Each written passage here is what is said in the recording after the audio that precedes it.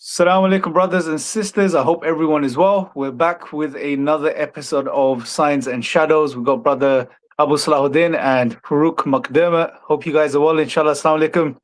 Waalaikum salam. So, brother, sorry about the late start, guys. I was on a bit of a signal issue, and yeah, that's that. But it's going to be an interesting one today. We are going to be looking at some of and we haven't done this actually thus far. We've presented the jinn hypotheses. We've looked at some of these alternative theories and ideas, but we haven't actually sat down and said, you know what, let's go through the top theories on the table, the top hypotheses, whatever they are, the interdimensional, crypto-terrestrial, future human, and so on, and see the pros and cons, the strengths and weaknesses of each. And really do an objective type of analysis of this, right? And we'll leave the jinn hypothesis, I guess, till the end. Again, we will critically approach all, including the jinn hypotheses.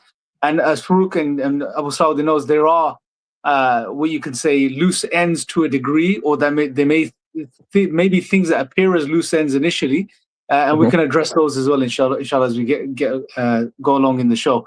So walaikum salam to everyone that's joining. So the first 20-30 minutes, we're going to go through these, and then we're going to open up to Q&A, and I'll share with you guys a join link, and you guys can ask your questions, inshallah. Walaikum salam to everyone joining. Max is on. LB, Sid is on. Let's see who else is on. Mountain and Trees is on. Aaron is on. Assalamu alaikum, brother Aaron. Walaikum salam.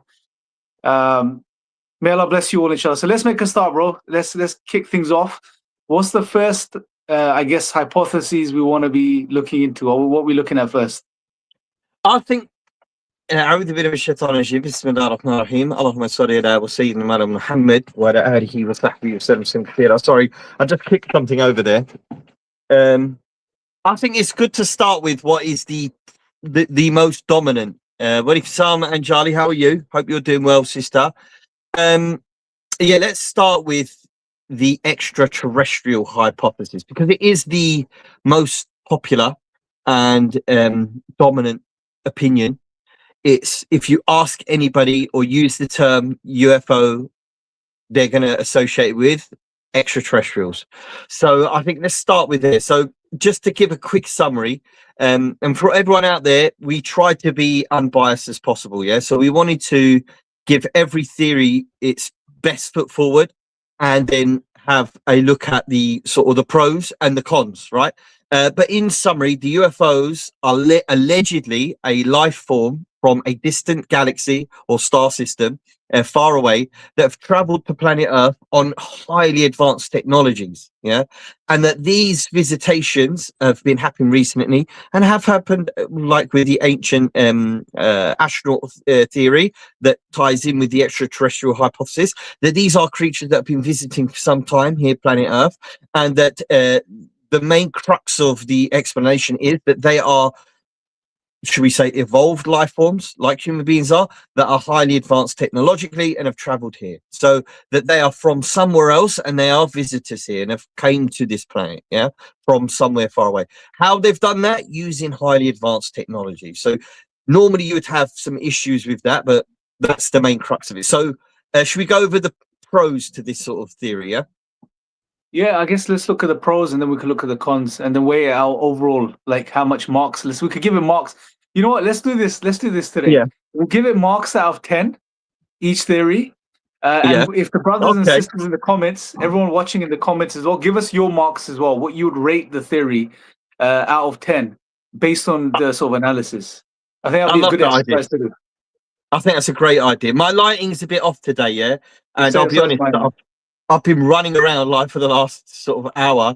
I planned to sit down and write some more bits and bobs. I got distracted. I had some stuff to do. We've got some builders around. There's rubbish everywhere in my house. So I look a bit, hot, sweaty and horrible looking because I've been running around. So my apologies to everyone if I look a bit worn out. So, and I had a busy one yesterday. But anyway, let's get back to it. So I like that idea. Just before you start, bro, you know the images I sent you? Because I'm on my phone today, I can't pop them onto the screen. I'm trying to find, I'm sure the option's somewhere, but I can't find it or locate it. You know where you can share images? Yeah. So, I too am on my phone. I'm on my phone as well, because I don't have time to set anything up. So it's Abu Salahuddin. If you able to pull that one off for us, brother?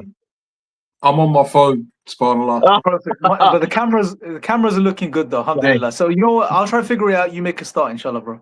yeah, sure. I have yeah, I tried to look for an option there and I couldn't see one. So if you don't mind, brother, yeah, so the pros, okay.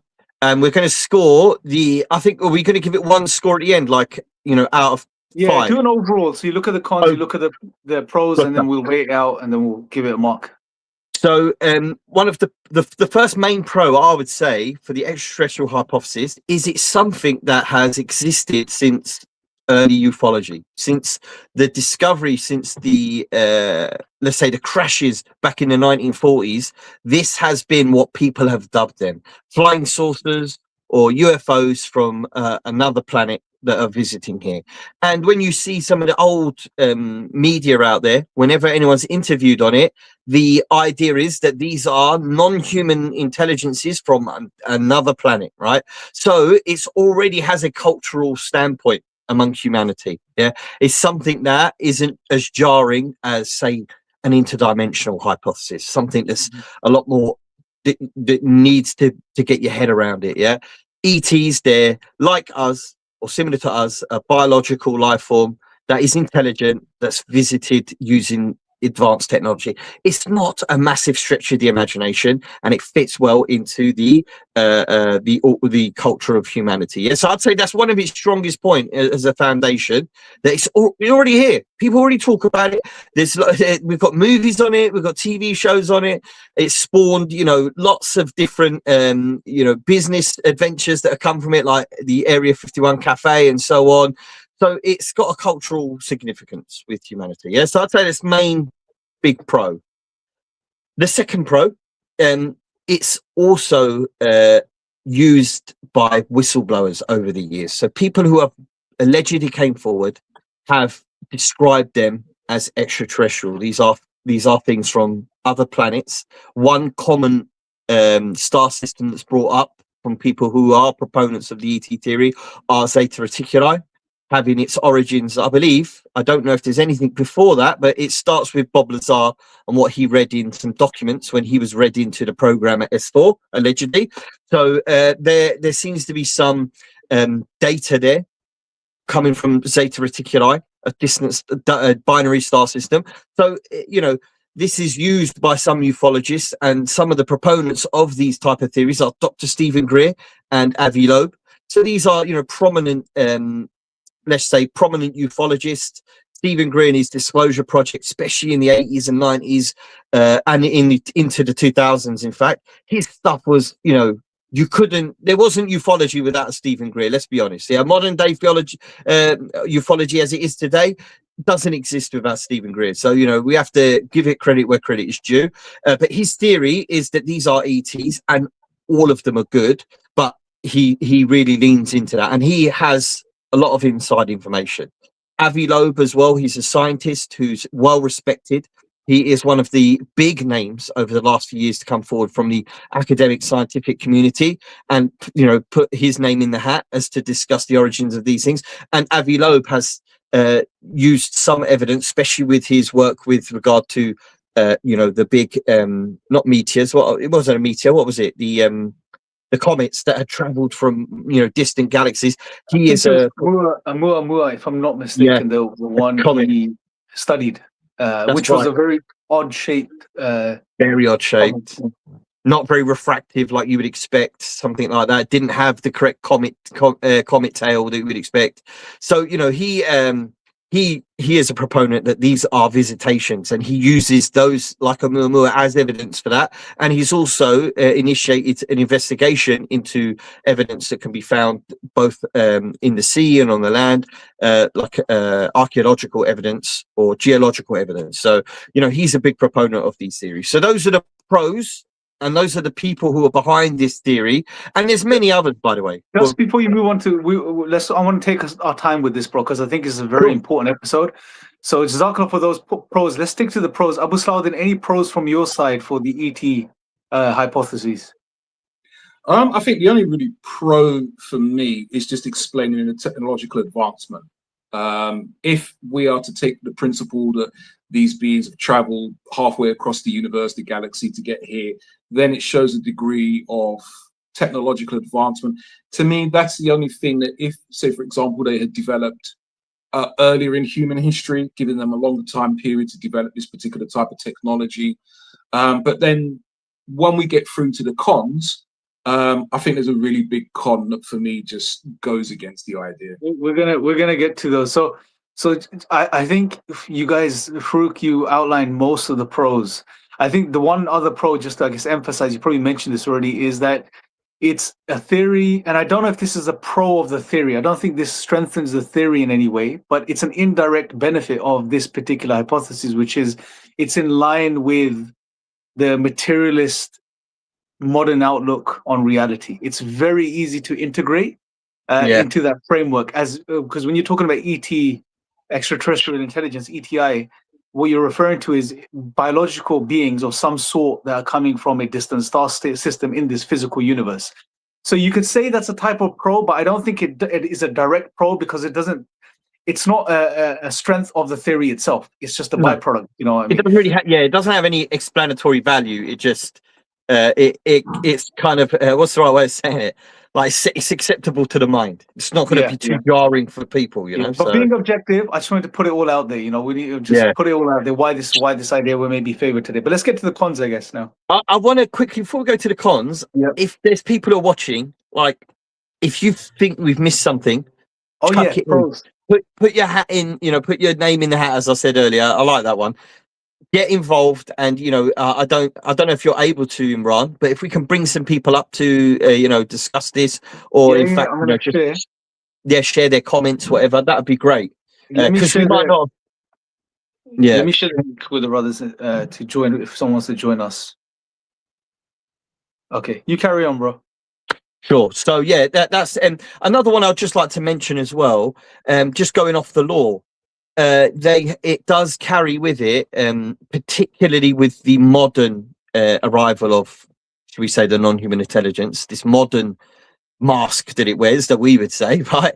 This modern mask does have law to it. So accordingly, you know, a little bit more deeper into it than just talking about the modern culture, but it has the Galactic Federation. That's something I wanted to mention because Haim Esht, one of the founders of the Israeli space, the Israeli space research in the 1980s, he in fact said that Trump and America and Israel, you know, that probably includes the Five Eyes, right? He didn't say it directly, but indirectly it would include the Five Eyes, that we are in an agreement with the Galactic Federation. And the Galactic Federation is quite, you know, it's well embedded into the idea of people who are serious about studying ET as a hypothesis. It's there. It goes back to, you know, the 1950s and the 1960s.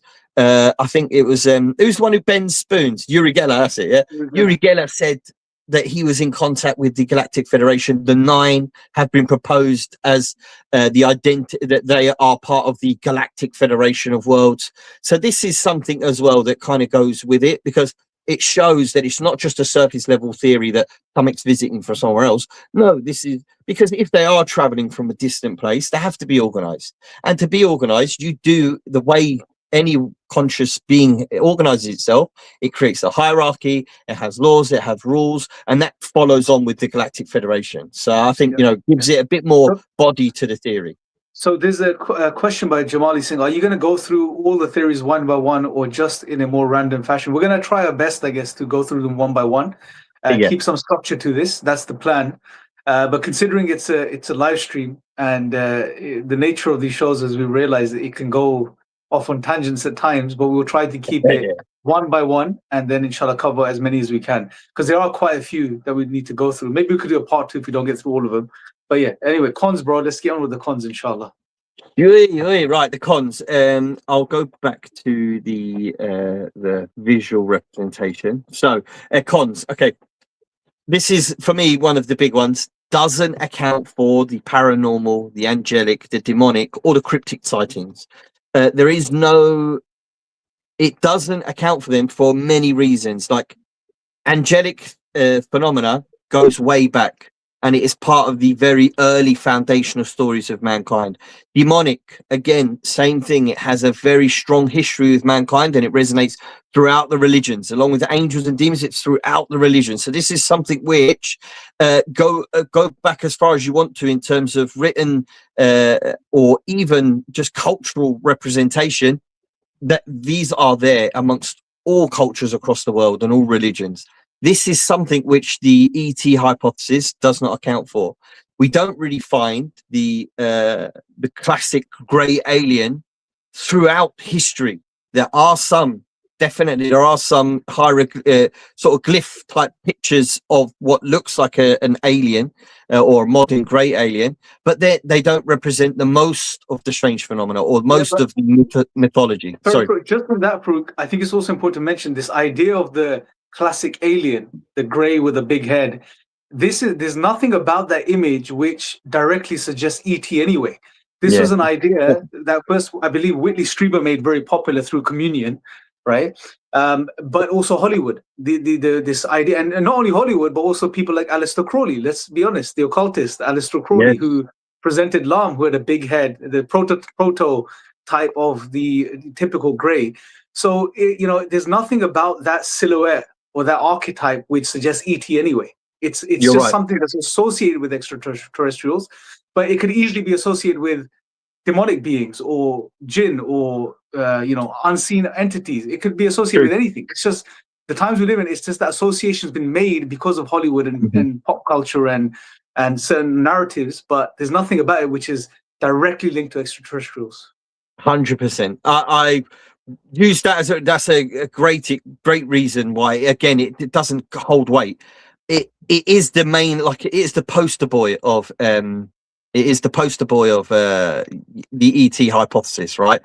It's the classic little grey alien and the flying saucer. Yeah, these images are mostly modern, and that's why its explanatory value for anything historic is weakened significantly. Yeah.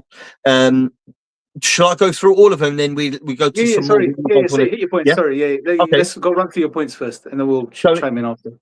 This adds to the next point I wanted to make. It's surface level understanding, meaning that in order for you to take it as a let's say a serious theory or a serious hypothesis, you have to actively explain all of the other strange phenomena. I'll give you an example.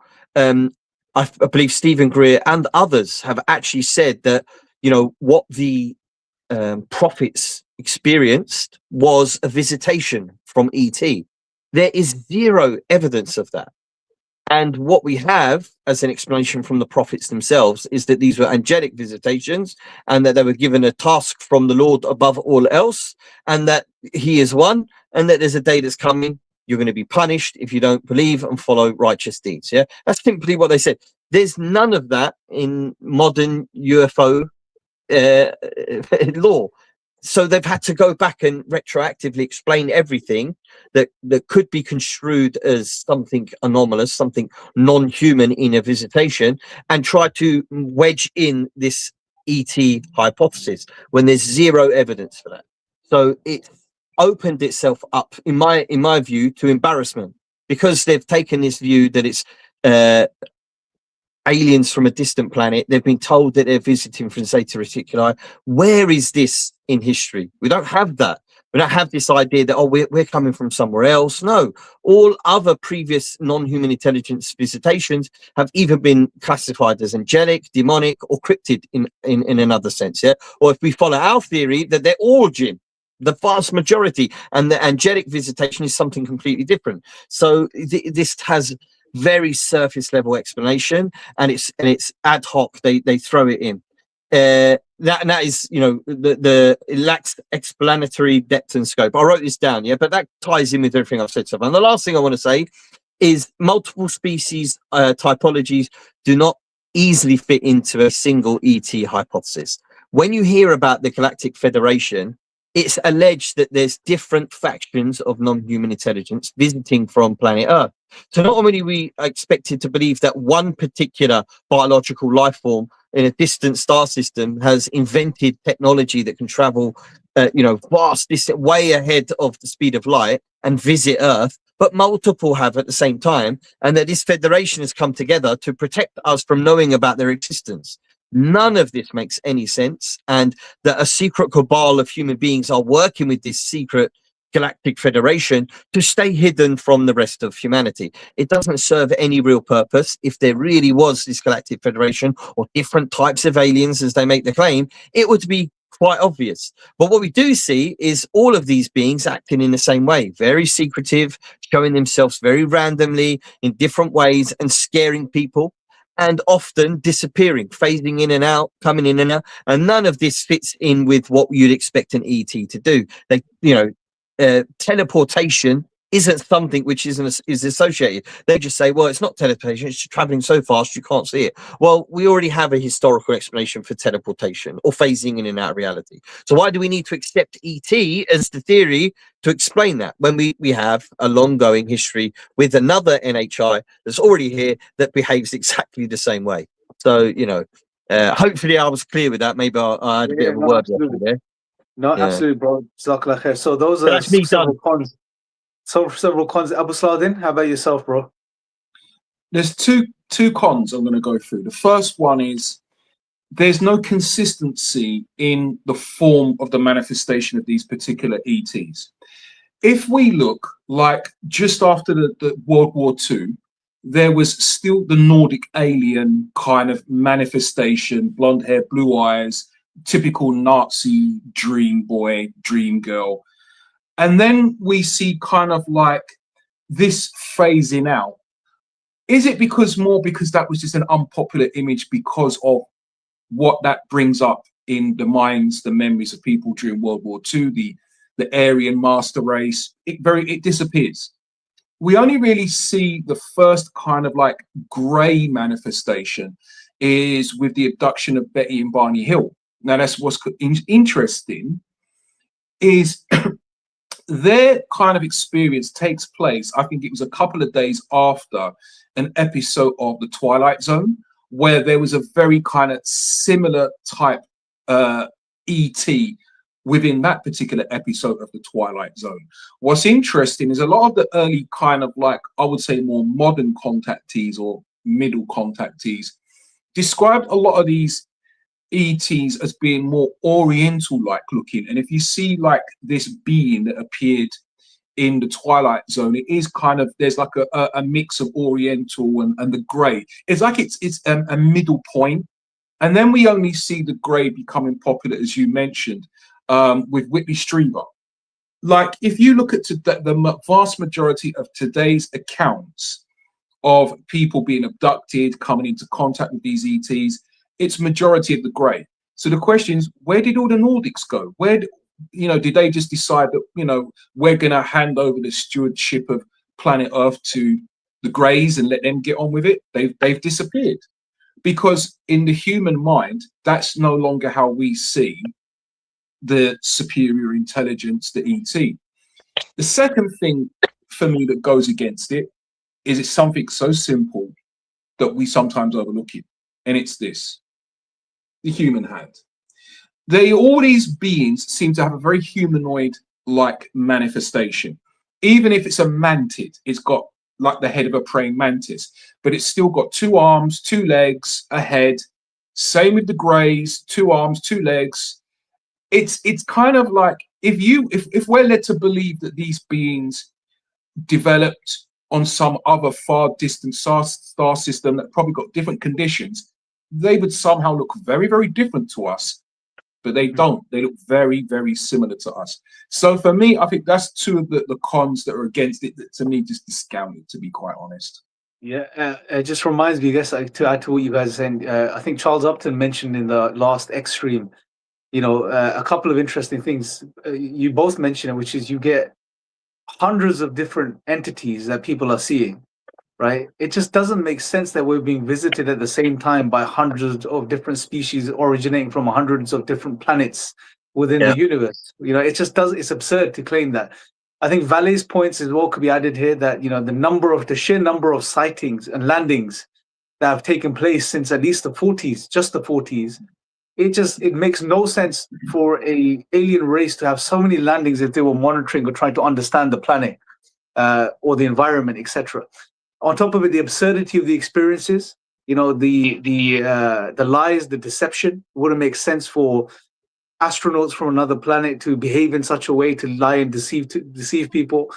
The paranormal aspect, as you mentioned, Farouk, as well, that it's a huge aspect of the phenomena. The sort of poltergeist activity, the orbs, the dreams, etc. It cannot be explained via ET. It doesn't make any sense that these aliens will be behaving like ghosts and apparitions and specters. It just doesn't make any sense. Furthermore, there was another point, man, that came to mind. Anyway, I think there's quite a few there we've covered. If anyone else has any more, there's also the sheer abuse that abductees and contactees come into contact with. If you have these so-called, and this is the perception we're being given, that these beings are somehow technologically advanced, and their technological advancement has kind of given them the ability to become spiritually advanced, well, then you wouldn't be just going kidnapping people in the middle of the night and subjecting them to psychological and physical horrors. That it doesn't go together. You would think that as some kind of benevolent spiritual higher being, you would go in a nice way and, in a comforting way. Do you know what I mean? You wouldn't just appear in someone's house and frighten them to death and then kidnap them and carry out all kind of abusive things. I mean, like what Brother Charles said to Whitley Strieber. He was very blunt, but he was very honest in what he said to Whitley Strieber. How can you see these entities as being benevolent when they are physically, sexually harming you? It doesn't make any sense. Mm-hmm. Absolutely. And I think Charles' point about these things walking through the walls, and I love the way he positions that point. He says, like, you wouldn't expect Neil Armstrong or Buzz Aldrin to be walking through people's walls on another planet, and visiting them. It's not atypical of biological entities to have the ability to manifest through walls or just manifest through in thin air. There's a question here, Farooq, by Anjali. Do you want to address this, bro, quickly? I see it more of a statement. And Charlie, like many others, have had only benevolent experiences. And Greer has taken it to another level. In fact, he even says that no contactee has ever had a bad experience. Anybody who's had a negative experience has had so because of at the hands of secret black programs, and that the government is deliberately doing that to cast aspersions against the benevolent NHI. So I do see where Anjali's coming from. If you could say, for argument's sake, that some people who live in a country, a war-torn country, they can say, well, even though they came and blew everybody up, they gave me food, they gave me water, they gave me shelter. So it doesn't mean that the people who fed you and gave you shelter and gave you food and water and clothing are good. It just means they treated you good. I wouldn't say that's a good enough argument to say that, well, they're benevolent, or that at least some of them are benevolent. Because, if we just take it at face value that they are as intelligent, if not more, highly more intelligent than we are, then absolutely, they're going to have some benevolence when entering and conquering a world, for example. So it doesn't mean, even looking at the way we behave, when America invaded Afghanistan, they treated some children well and some children bad. There's videos online of American soldiers teasing children with water and making them run after a truck. And in other cases, you can see videos of them handing out water and food and provisions to people. So this is just how humans treat other humans. In this case, Anjali's had many benevolent experiences. I don't know if she's ever felt fear, but it's not a natural thing when something's benevolent to feel fear. I just wanted to add one little thing before I pass back to you, brother. It's also highly strange that even though they're so far away, whatever technologies they've developed to remove memories from people's minds and place new memories in their minds, ones that weren't there before, or place visions in their mind, as many have said before, this shows that highly advanced technology that seems to be created or designed with the human being in mind to perfectly match and fit with us. You would only expect that from something which has a long history with mankind and knows how their mind works and has a deep understanding of it, not another biological life form from a distant place, because you wouldn't naturally assume that anything growing or living on another planet has the exact same biological functions as you do, or to some extent have knowledge of their biological functions.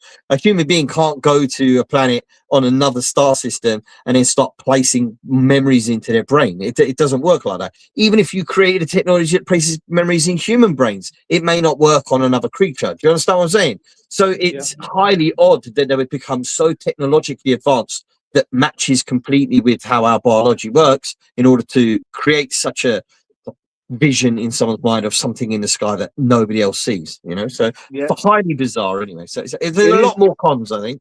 And just to a point, you mentioned Greer as well, and I think with Anjali, we've spoken to her a few times. Lovely lady, you know, we've spoken to her a few times, and at one point we even had an engagement with the entities while they started channeling through her.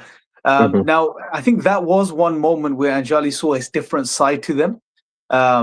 I think the video is still up on X, so you know, anyone that's interested in listening to that, they can listen to that space. And they weren't really that pleasant in that moment, at least. Secondly, you mentioned Greer. Also, I think as far as I'm aware, and Anjali, please correct me if I'm wrong, you had your first encounter with these entities, and it was in a cave. So, you know, it was within a cave system of some sort on a ranch, apparently. Similar with Stephen Gray, he had an encounter while meditating in a cave. Now, again, ET living in caves, I don't see the link. You would expect them to be coming from the stars, you know, coming down from the sky as opposed to being hidden inside a cave. However, we do know that other entities have been associated with caves and desolate areas and mountainous areas, like the jinn, for example. So reason entails that that's what most likely is going, because that's what's directly linked as opposed to something being indirectly linked. Another thing, I don't know if you guys saw Stephen Gray's, there's a clip of someone, I think one of the directors who's doing a new documentary. He stayed in Stephen Gray's house while he was interviewing him, and he slept in his house, and Stephen Gray made the remark that he has entities protecting him, right? And Gray, we know, says that these are all benevolent. There's nothing malevolent about these things.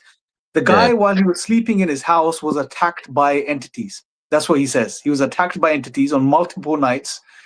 Something sat on top of him, on his chest, squeezed him, was suffocating him. And this was while he was awake after the dream. You know, so, I mean, it just because they are appearing to you in a benevolent way, it doesn't mean the ultimate end game is benevolent. It may be something really dark that's going on. So can I interject and say something as well, just to add into that?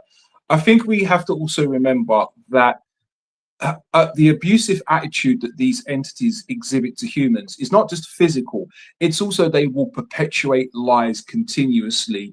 And then what they will do is essentially it will be a form of gaslighting. So it will be, well, this didn't happen, not because we as the entities are not ready to reveal ourselves to humanity. It's because you as the conveyor of the message haven't done enough to convey our message to humanity. It's kind of like putting the burden on you, or they will just out and out deliberately lie. And this is something that Strieber has mentioned, that these entities have lied to him on many, many occasions.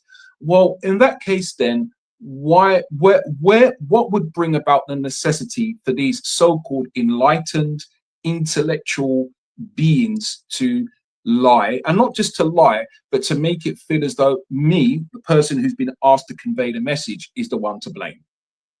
That doesn't go together for me. So I think we have to be careful that, yes, there are bad experiences people have that can be physically bad, but there's also where you are expected to perpetuate lies, or they themselves lie to you. And when you call them out on it, then we see what happens. Absolutely. Let's quickly answer this question before we go to the marks for the first hypothesis, the ETI hypotheses. So Mohammed says, I hope IREP had a community like a Discord server or something. Farouk, do you want to mention what we have as IREP? I think we have a WhatsApp group that's still running with a lot of... go ahead. We have an open WhatsApp group. I'm not sure if we can get it in the comments on here, but I think it's linked to our YouTube channel as well. So if you go to our YouTube, IREP World or IREP.world, you'll find us. If you go to our Twitter page, IREP at IREP World, I believe it is, you'll find the link there too, and it's even on our website. If you go to irep.world, it's our website, irep.world, and you'll be able to follow the link there on the WhatsApp, and it's an open WhatsApp channel. So there's all different types of people in there. We've got Muslims and non-Muslims on the channel, so please be respectful for one another, and it's open to discussions as well. So yeah, if you want to join in and have some conversations on there, please do. It's on our website, irep.world. So yeah, thank you very much. Before we go to the marks, Anjali left a comment. My first contact was as a child. Okay, perfect. Thank you for that correction. But yes, had a very intense contact experience where I traveled through a tunnel into an underground facility where they were. It'd be good to get Anjali on if you'd like to jump on, Anjali. I've shared the link. I'll share it again in a second, just to get your thoughts. If you want to jump on at some point during the stream, that'd be really lovely to have you on. I think once we've gone through the different theories, we'll open it up to people. Yeah, we'll do the that. Next one. So let's do the marks, bro. We need to do the marks. So, brothers and sisters, everyone that's watching this live, you've heard our sort of positions, or not our positions, but you've heard the analysis from both sides, pros and cons. And based on your research and your understanding, let us know what you give the ETI hypothesis in the comments out of 10 as marks. 10 obviously being really strong and 0 being not strong at all. So let's start with Farouk and we work our way down. What'd you give it, bro? Okay, so if we're doing pros and cons, I'd say pros, what we mentioned having just already. Just one mark. Just one mark, overall mark. 1 mark. Out of 10, yeah? I'm going to say 3. I'm going to give it 3 out of 10. I'd say it does have some good points. Vast majority of it doesn't have enough. It doesn't cut the mustard, as we say in England, yeah? Abu Salah, would you give it, bro? 2.5 at best.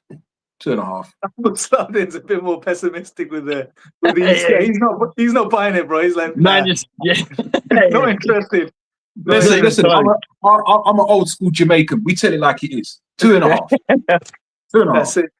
2.5. So I'm gonna give it probably a 3 as well, simply because there are some pros, you can say, or some positives, but they're not strong when you compare it to it as an explanatory, it having explanatory scope to explain the phenomena. It simply doesn't do a good job because it overlooks some of the biggest challenges of the presentation of the phenomena, and it has 0 answers in regards to those things, like the paranormal aspects of it, the deception aspect of it, the manifestation aspect of it, etc. So yeah, about 3, bro. So yeah, it'll be good to know what everyone else is giving as well. Let's move on. Let's give it. So we've got 1. Abdullah says 0 for me. Okay, so that's very harsh. Yeah. It doesn't do anything for Abdullah. There we go.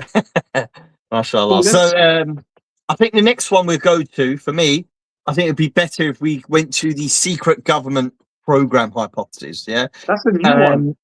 Yeah, and I think that it's the reason why I think I'm doing this second is I think it actually carries a little bit more weight, perhaps, than even the ET hypothesis. Yeah, so and there's a reason for that. Yeah, because we'll go through it anyway. But just to summarize, the claim is that the UAPs seen by people across the world traveling at high speeds are in fact a classified decade-long government program and has been hidden from mankind or the general public due to the sensitive nature of the types of science and discoveries that have been made, and in order to keep the rest of us safe. If this information got out there, and if the quote unquote the enemies get their hands on this type of stuff, it's curtains for the rest of us. So it's so deeply hidden from the most of humanity because of the power that these discoveries. So what is the hypothesis in a nutshell, bro? What is the secret government hypothesis? It's a government. It's an American or a conglomerate government discovery of a type of technology that's highly advanced and has been kept from public understanding and knowledge in order to protect the rest of us from the evils of So other it's human nations. tech. It's Yes. advanced human tech, secret Yeah. advanced human tech. Okay, Yeah. good. Based on secret discoveries within scientific research. So whether that might be physics or some sort of power system that they've developed in secret, and that they use this technology very, very sparsely, and that they don't want anyone else to know about it, because if it goes public and everyone there gets their hands on it, it's going to be very difficult to control the world. Yeah, it would just be so crazy to give people that level of power. Yeah. So should we go straight into the pros and get through this one? Yeah. That's good. All right. This one, and at the top of I wish we could share this, but at the top we've got what I think is the biggest pro going for it: zero imagination required. Anybody, an atheist, somebody who's agnostic, or people from religions, if their religion doesn't have any explanation to these things, no matter where you are from around the world, there's no imagination required to understand what's going on.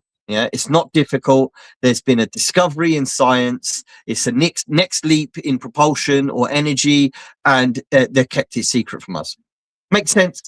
Doesn't require anything. It's conventional. It's not out. It doesn't change the script of humanity and our origins. You simply carry on with your life once you find out. Number two, it fits in with what we already understand the defense and military industrial complex already does, and that is secret research trying to push the boundaries of scientific capabilities. So it's not jarring, and it already fits in with how we know these types of entities, whether it's American or British or European defense companies. We know they're already trying to push the boundaries and make new discoveries. So it fits in with how these things sort of work, and it wouldn't be too jarring that they made such a discovery. Number three, the type of technology seen can be classified as drones. So if somebody said, "Oh, well, that silver thing you saw flying around, it was just a drone," people aren't really going to question it. And even nowadays, compared to before, like in the 40s and 50s, I know we're going to get into the cons. There's a lot of cons, but pros for it is that in modern times, we already seen how and where technology's gone. And this just seems to be an advanced version of that. And the last sort of main positive for me is that with this type of theory, you can apply it ad hoc. If somebody comes to you and says, "Well, I had a vision," well, they've developed a technology that can implant visions into people's minds. They're manipulating the magnetic spectrum in your brain, and they're planting thoughts in there. There's a lot of way you can just ad hoc explain it using secret government discoveries. So I think that in the sense that these are the pros. Yeah, I know they're maybe not that deep in explanation, but that's the beauty of the government secrecy. Well, you don't need to explain it. It's a secret.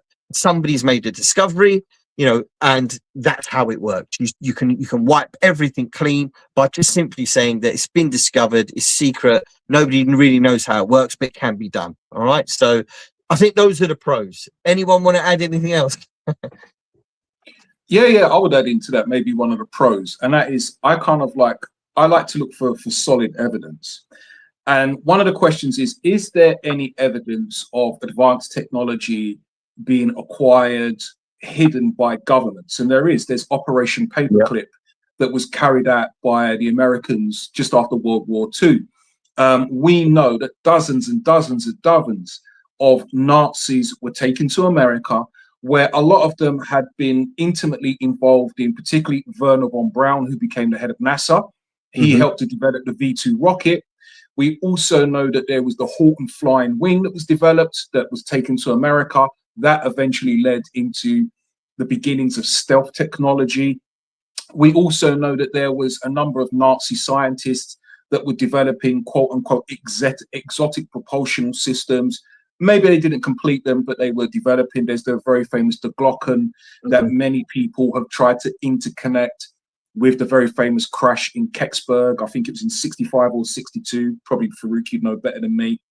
So there is evidence. And also as well, like the idea of, can governments develop technology to make you forget, to implant ideas? We know there is. It was called MK Ultra. It was developed Professor Jose Delgado developed what he called stimoceders, where literally they would implant electrodes into your head and it would control how you think. And the whole aim behind it was to create essentially what we would call a totalitarian society, where people's thoughts and ideas literally could be turned on and off. Their obedience could be turned on and off.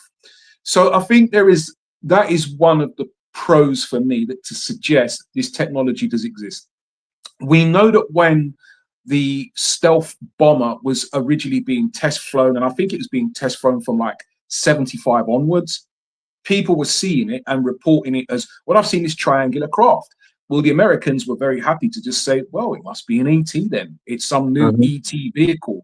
So I think there is some merit to it, but it doesn't fit in with everything. Those are some brilliant points. Yeah, actually, that's probably swayed my marking a bit, because I didn't think about those perspectives. But yeah, I agree. I think it's the most easily digestible out of all of the theories. It's in line with what we know the governments already have been doing, which is that there is a faction of every government, you could say, in the world, which is focused on developing the newest and latest advanced technologies, which will give them an edge over other nations. So that effort is already going on. Now, the question really is, have these efforts resulted in something so far advanced, as in the UFO, the UAP, the NHI phenomena, what we're calling? That's the question. That's the big question. My gut feeling is, I don't think that's the case. I don't think they've gotten that far ahead.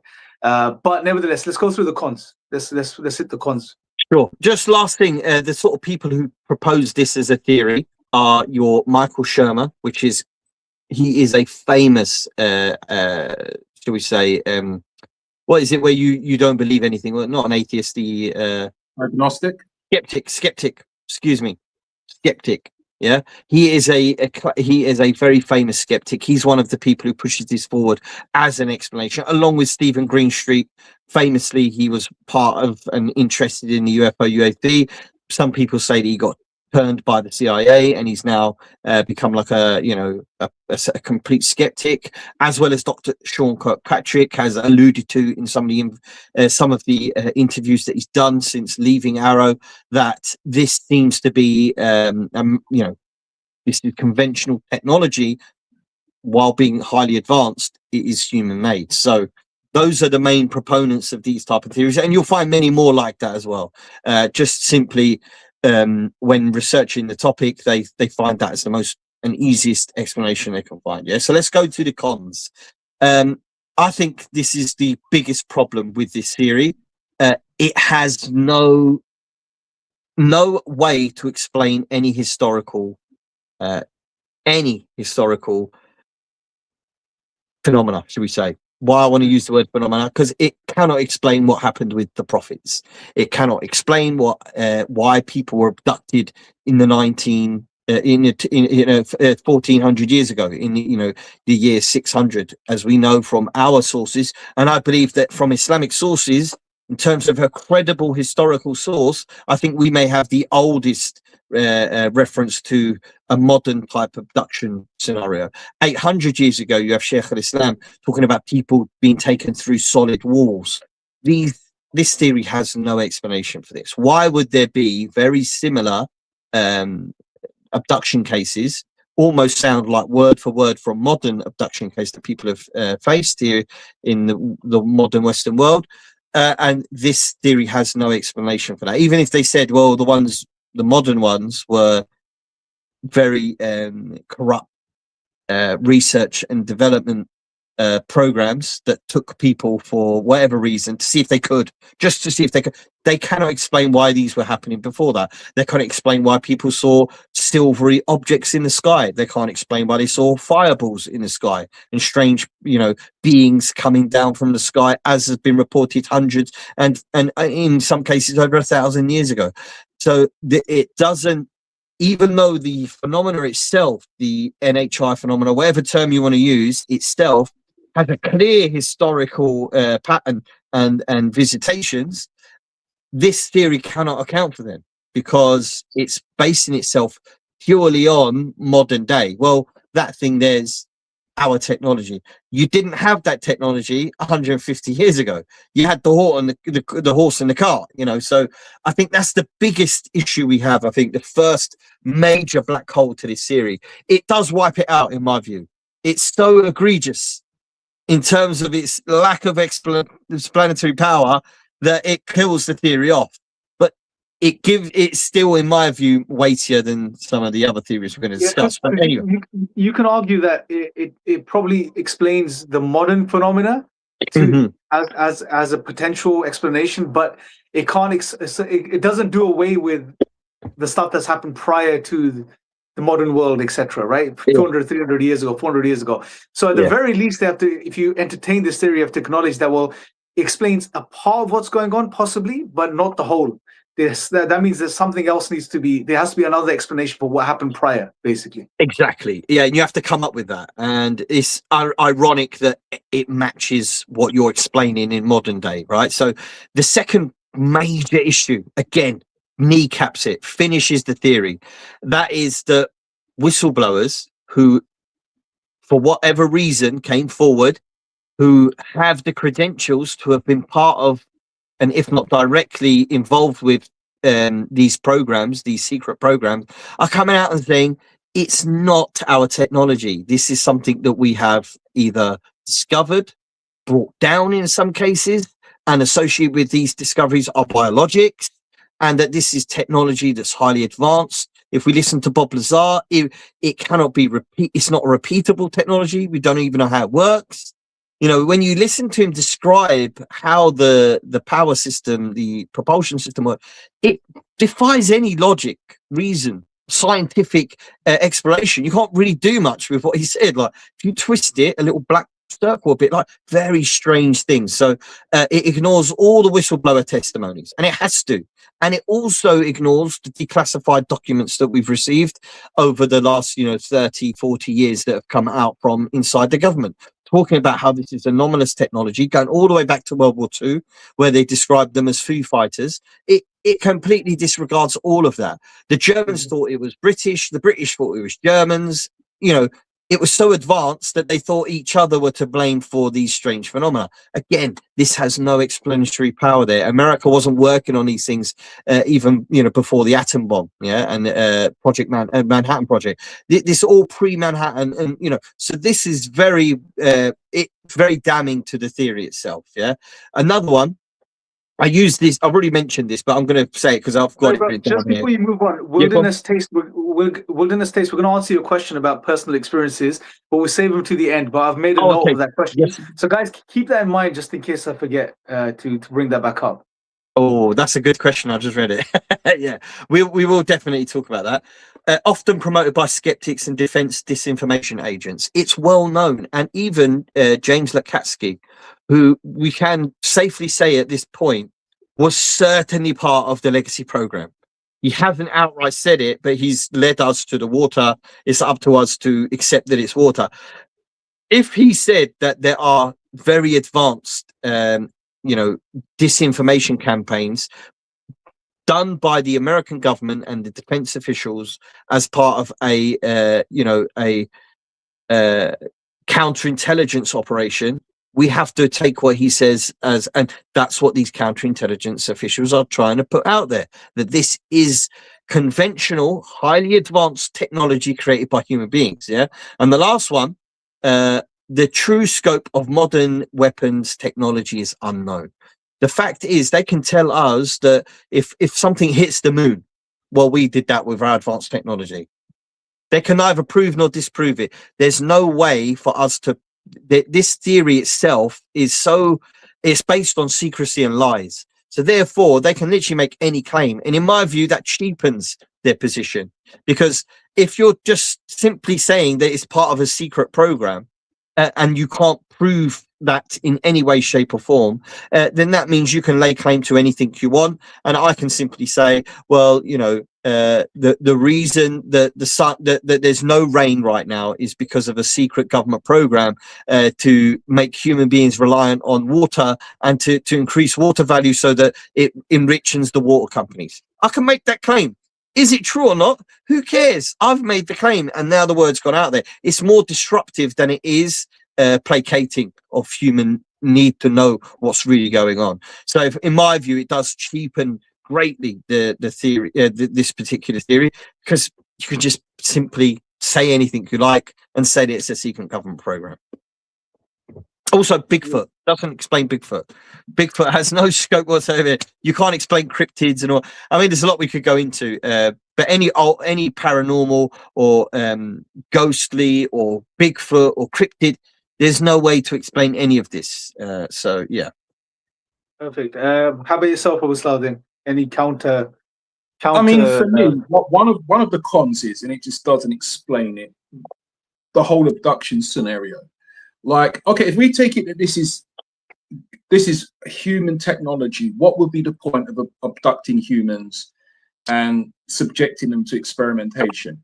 Well, people might say, oh, you know, they want to carry out some covert, you know, experimentation to test new drugs or whatever. I would say to people that maybe have that perspective, you haven't heard of the Tuskegee syphilis experiment that was carried out on black men in America for well over 50 odd years. And it was carried out in total secrecy. And people didn't find out about it until essentially the whole CIA, I think it was the Church Committee that revealed the fact in '75 that this experimentation had been going on in the black community. So, like I say, if we're taking, oh, you know, the abduction is because they want to experiment on us, trust me, they can experiment without having to abduct people. They can do it in plain sight and tell you, well, we're just going to give you a bit of a little bit of a shot. You're a bit wound down. You know, we need to boost your energy, your vitamin levels. It's been done in the past. So the abduction level, yeah, it just does. That just doesn't go hand in hand with human beings. It just doesn't. Yeah, I mean, some would argue COVID is a brilliant example of that, but that's another discussion. We could leave that for another time. But yes, okay, yeah, I echo what you guys are saying. I think another thing which you didn't mention, but you were mentioning around the point, Farouk, was people like Lakatsky and others have clearly stated that they have seen these craft and they are working on these craft. And when they say working on these craft, what they mean is that they are trying to figure out how these things work, right? Now, if you're trying to figure out how these things work, then it's obviously not yours. Because if it was yours, you wouldn't be trying to work it out and trying to build it, right? So that if you take their testimony for what it is, it doesn't make sense that it's internal. But that doesn't mean it's not another nations. But then again, the other nations are doing exactly the same thing. They have in their possession these craft apparently, and they're trying to work out what's going on, how they work. So it seems like there's a lot going against this. Although it's quite plausible from one sense, it really falls short when it comes to addressing some deeper aspects. So considering that, guys, everyone watching, let us know your scores for this particular theory in the comments. What did you give this out of 10, weighing everything out? But on the panel, let's go with you, Farouk, man. Give us a score. I'm actually going to be a little bit more kinder than I was with the ET hypothesis. I'm going to give this a 4.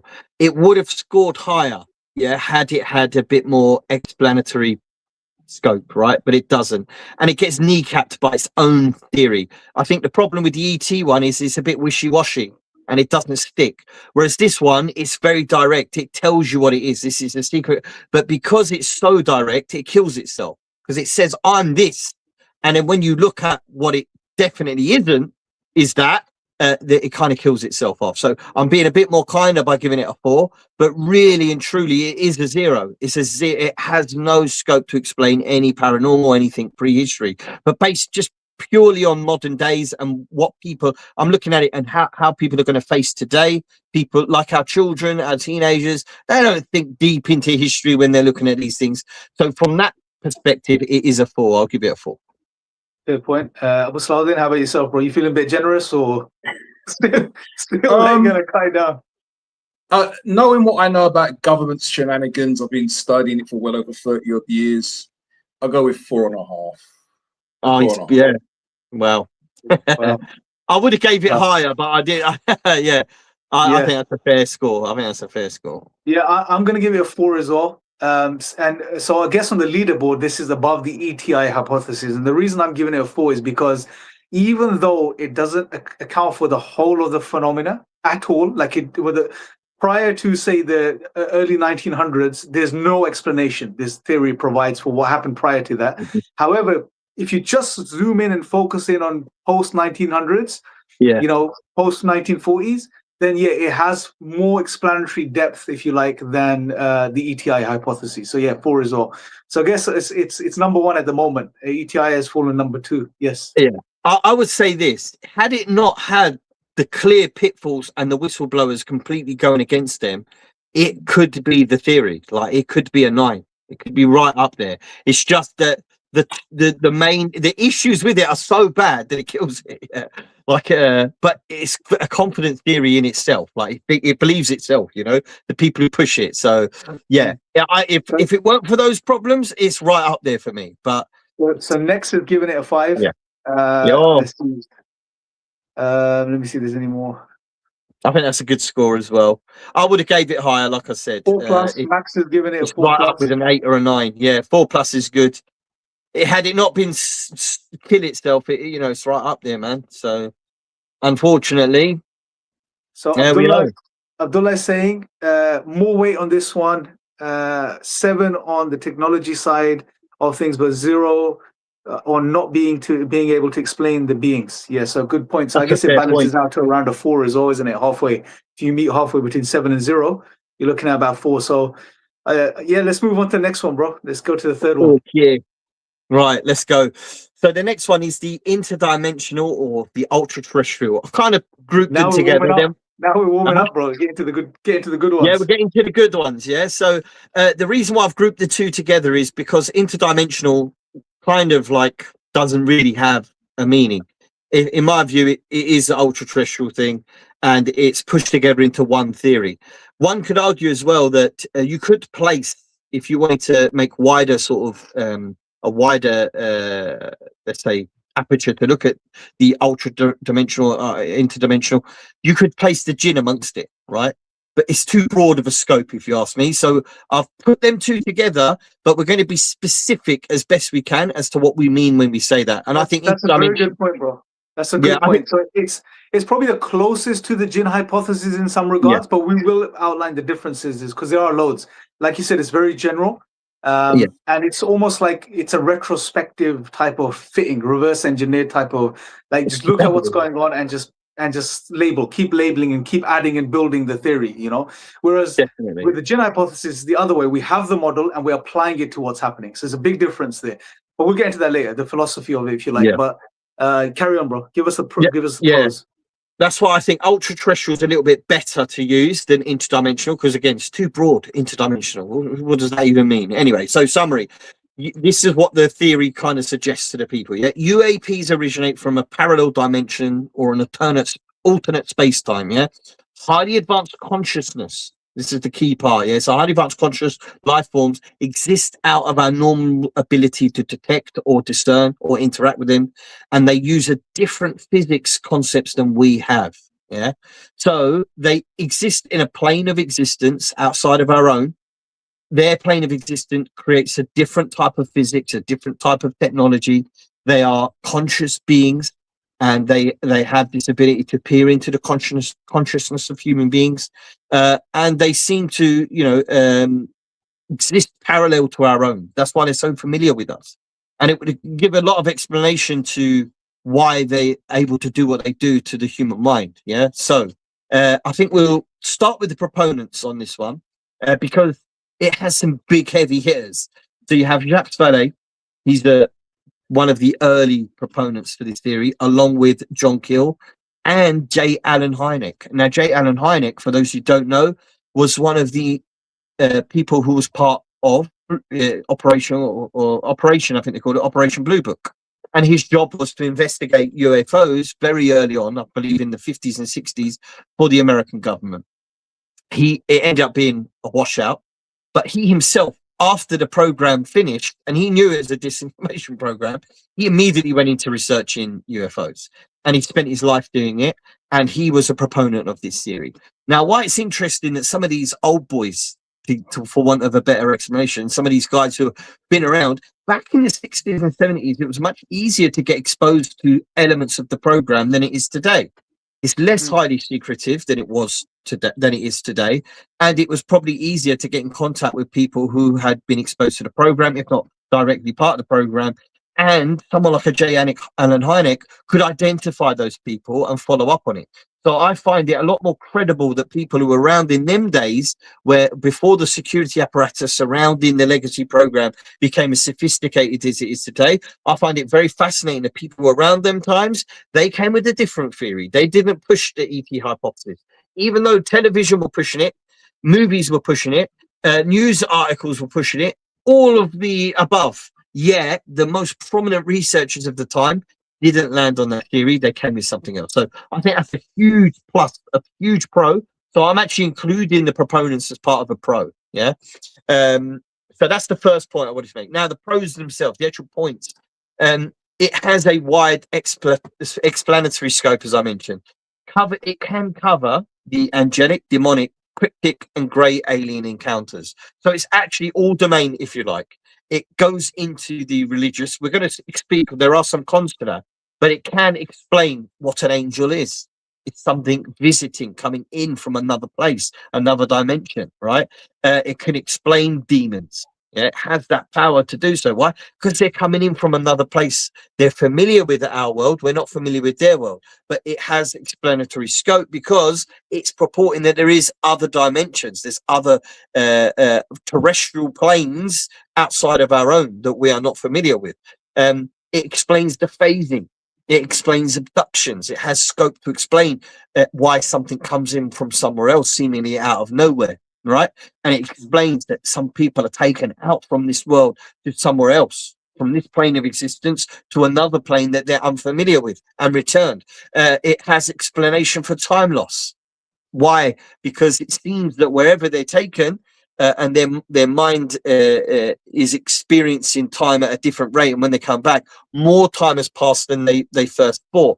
And it also explains paranormal events, because something is pulling the strings, kind of like behind the scenes, in a way that we're not able to fully understand.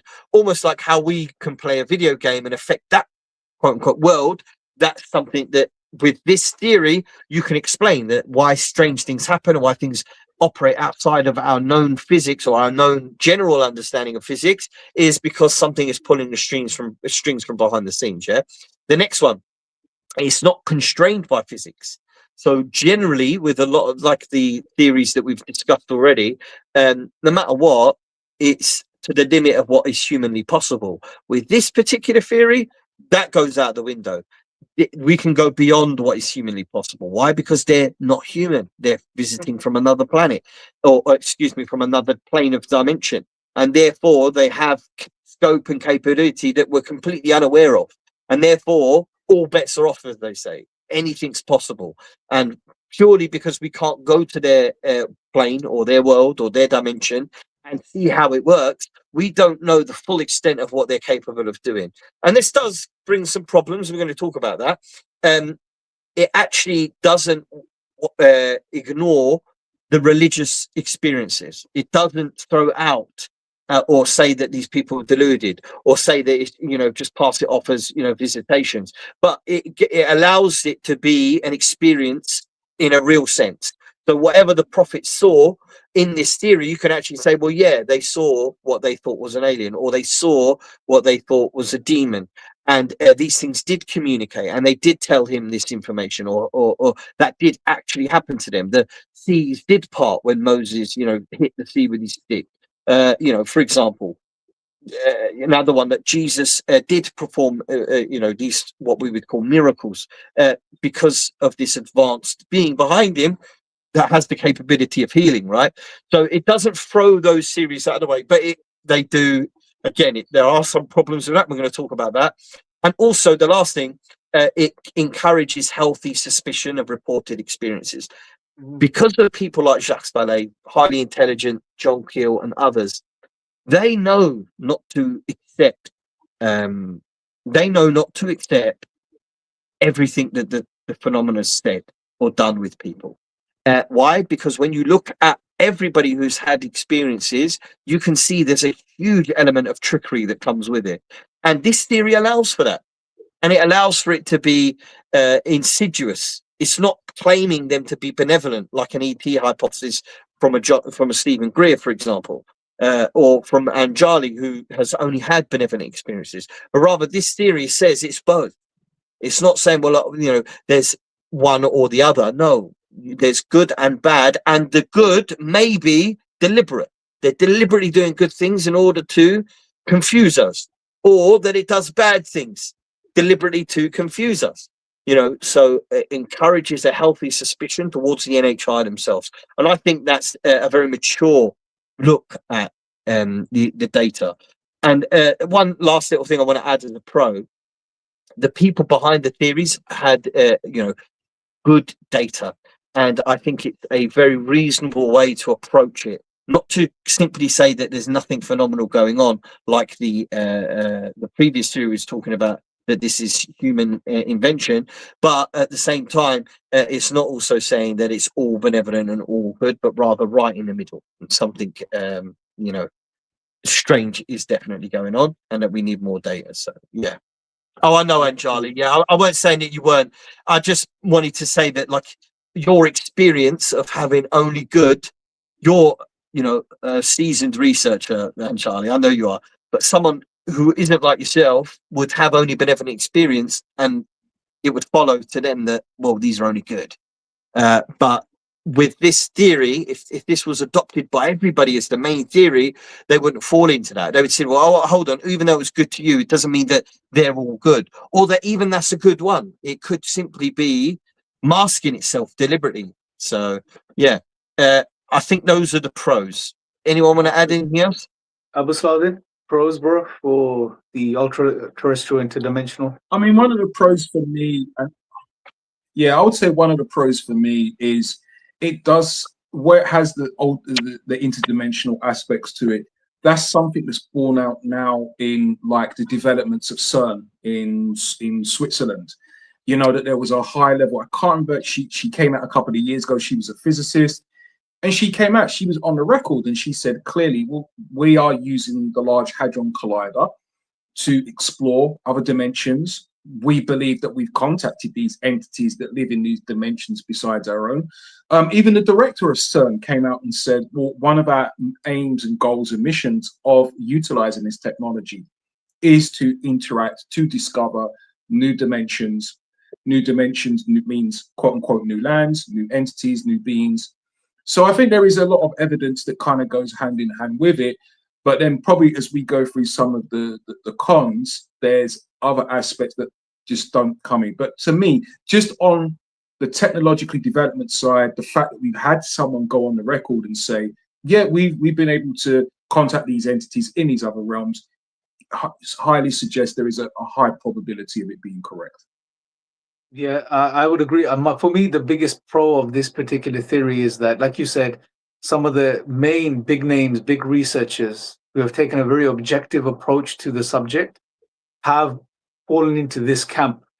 So therefore, what they've done is they have not brought an existing idea like ETI, and even if they have, they've analyzed it carefully, and what they've said is, look, we're going to see the way this phenomena behaves and what it does, and then we're going to build a model around it, right?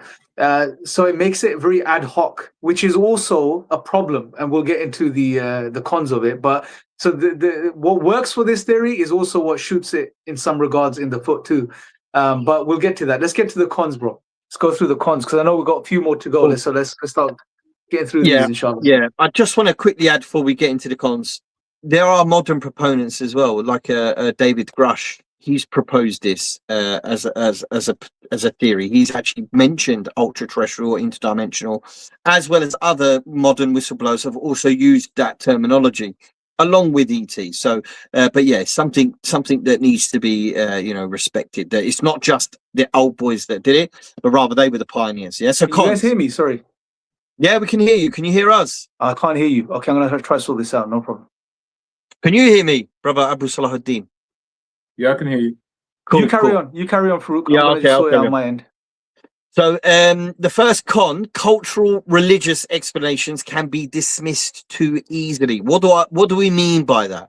Well, simply by saying that it's an ultra terrestrial being or something from another dimension, I don't think cuts the mustard. I'll use that terminology again, meaning that it doesn't do enough of a service to explain what is actually happening to people who have religious experiences, paranormal experiences, and so on and so forth.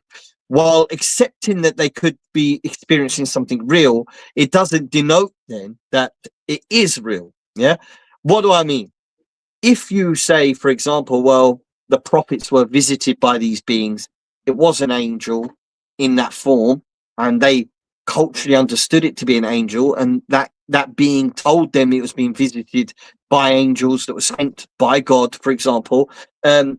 The theory itself doesn't need to go any further than that. It just simply needs to accept, yes, that is something that can happen with this. But the evidence to suggest what the prophets went through, as an example, the Prophet Muhammad, peace be upon him, doesn't need to be addressed. Therefore, they don't need to address the Quran. They don't need to explain where did the Quran actually come from. Did it come from God? Did it come from a non-human intelligence other than God, like the jinn or the angels themselves? Or was it the considerations of a madman? They don't have to make any explanation whatsoever. They just simply need to accept that this person claims he was visited by something, and that is possible in this theory. And I think that is a negative to it. Why? Because simply by putting it into a category of yes, they were, Jesus was a prophet and he was visited by something, doesn't, and in some cases I might even claim he was an NHI, yeah, but that's something else. But it just simply by allowing it to be part of the theory doesn't mean that you have to explain it, and I think that's problematic. And it shouldn't be used as a way to ignore religious experiences. It shouldn't be used to ignore the Bible, and it shouldn't be used to ignore the Quran. These are heavy hitters, in my opinion. They have to be taken into consideration. And if you want this to go beyond just a theory, you need to be able to explain the origins of the Quran in particular. That is a must. It is an absolute must, because the Quran is unlike anything else. And it just creates a huge problem for the theory. The second thing is, there's no way of differentiating in this theory. As Anjali mentioned, she's had benevolent, but she accepts there can be negative ones.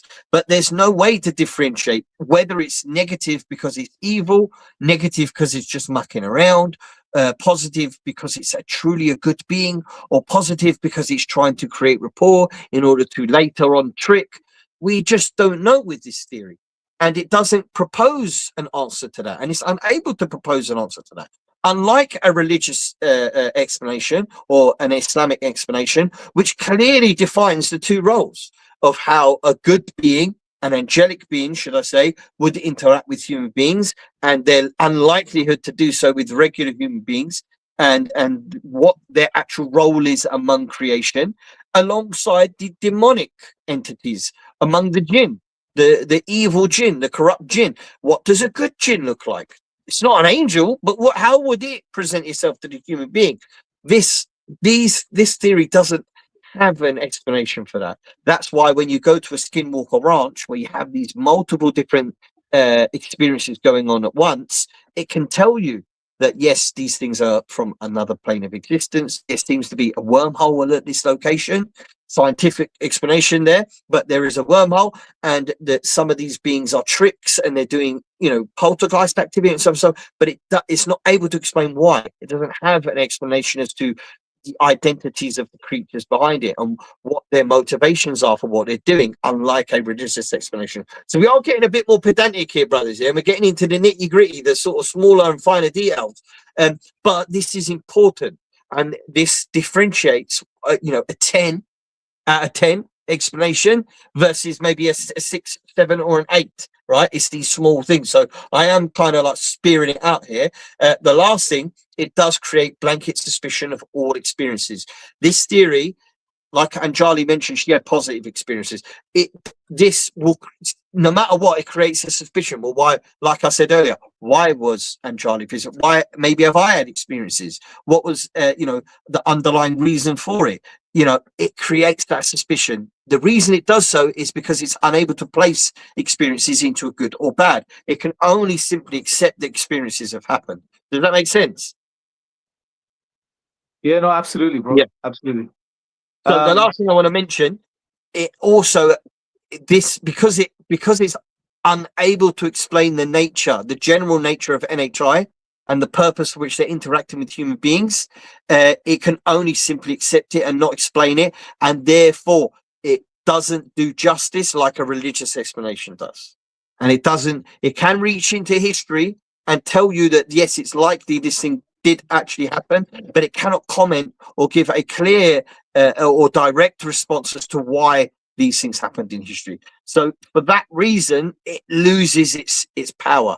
While it has a great explanatory scope, it doesn't have the strength to do the heavy lifting, in my opinion, and to give itself a high score. So yeah, that's my view.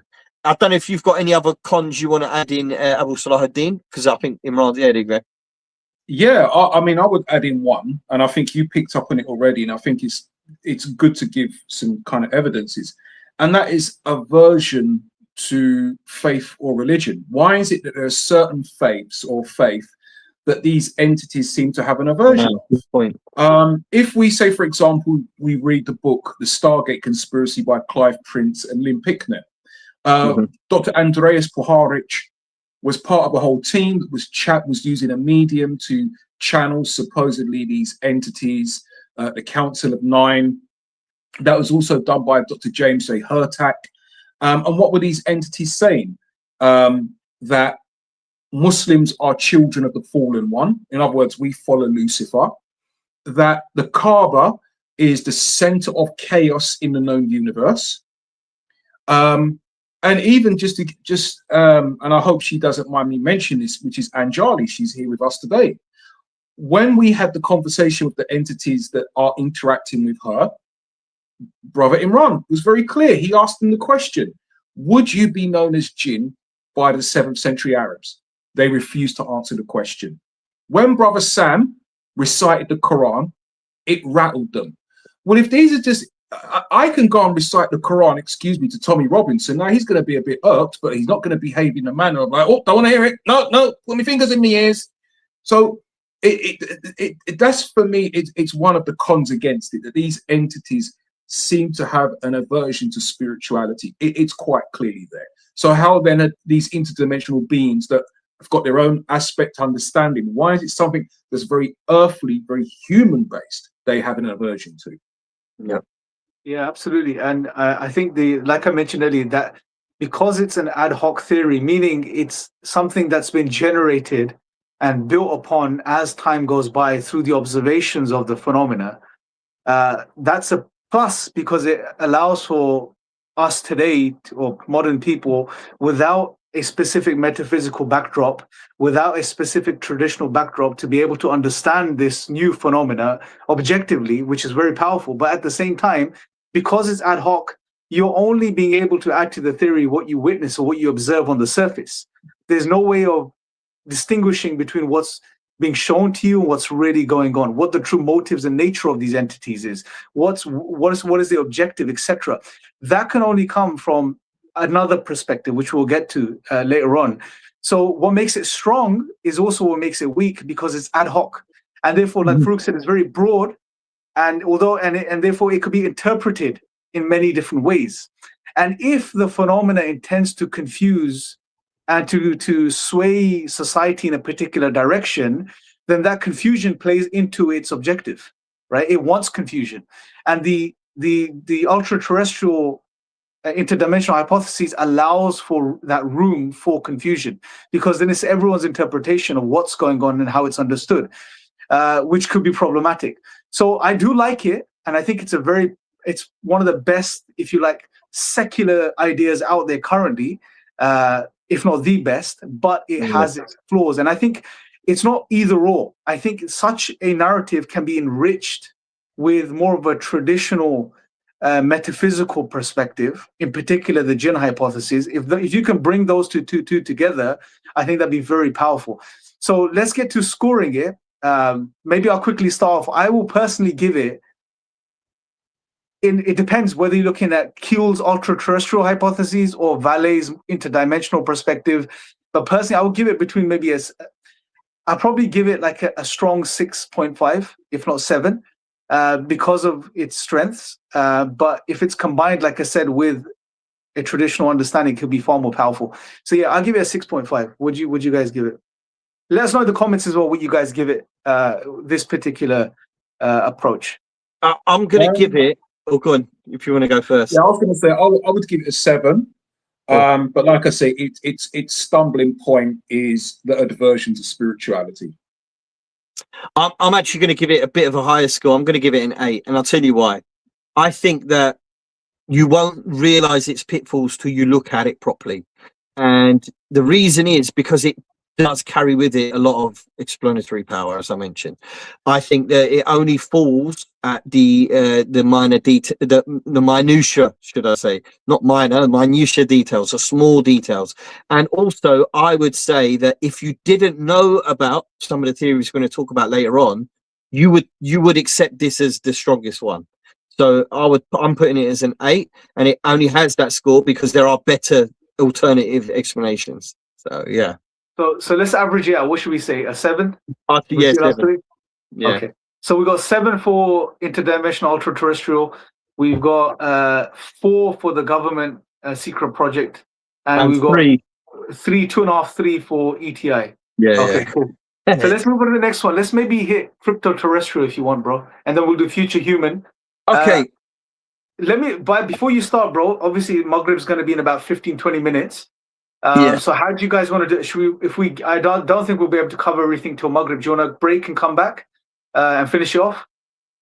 I think I wouldn't mind stopping and coming back. I don't mind doing that at all, to be honest. Are we going to stop the stream? No, we'll keep it running. We'll keep it running, and we'll just put a little break, 5-10 minute break, and we'll pray and we'll come back, inshallah. Cool. Yeah, because this is we're not going to be doing another stream for about another 2 weeks at least. Because we got Bampton coming up, and then we're going to be busy the following week or the week before that. So let's just bang this out, inshallah, and then we'll come back with a new topic next time. Okay, carry on, bro. Has anyone got notes on the crypto-terrestrial theory? Because I haven't got any. Well, it kind of comes under the ultra-terrestrial, doesn't it? It's That's really what I thought. Yeah. Yeah, but there is a difference. What they say is the crypto-terrestrial hypothesis is that these are similar to ultra-terrestrial in many ways, but they are physical beings that are hidden physically in a physical place on the Earth. So that's the main subtle distinction between, say, the ultra-terrestrial and the crypto-terrestrial. Ultra-terrestrial entities that are not necessarily physical as we understand physical things, and entertains different dimensions. But crypto-terrestrial doesn't really do that. It says maybe underwater or in deep cave systems, but there is a group of entities or beings, non-human entities, physical beings that have existed alongside us, but they've been hidden from us, either underwater bases or cave systems, etc. I think that's the major differentiating factor. Okay, so I'd say some of the pros then of that theory. Who are the proponents? We had that guy Michael Masters. He was a heavy proponent of. Yeah, he is, but he's like between that and mainly future humans. So it's slightly different. There was a book, Abu Salahuddin, the main guy that wrote the book on crypto-terrestrials. Don't remember his name though. Mac Tony's. Michael Epson. I can't remember quite his name. I think it's Epps. I'm pretty sure Mac Tony's as well wrote a book on it. Mac Tony's. He called them. It might be Mac Tony. Yeah, he started. I think he was the first one to start the crypto-terrestrial. Apparently, he's dead. I didn't know this. But yeah, he started it off.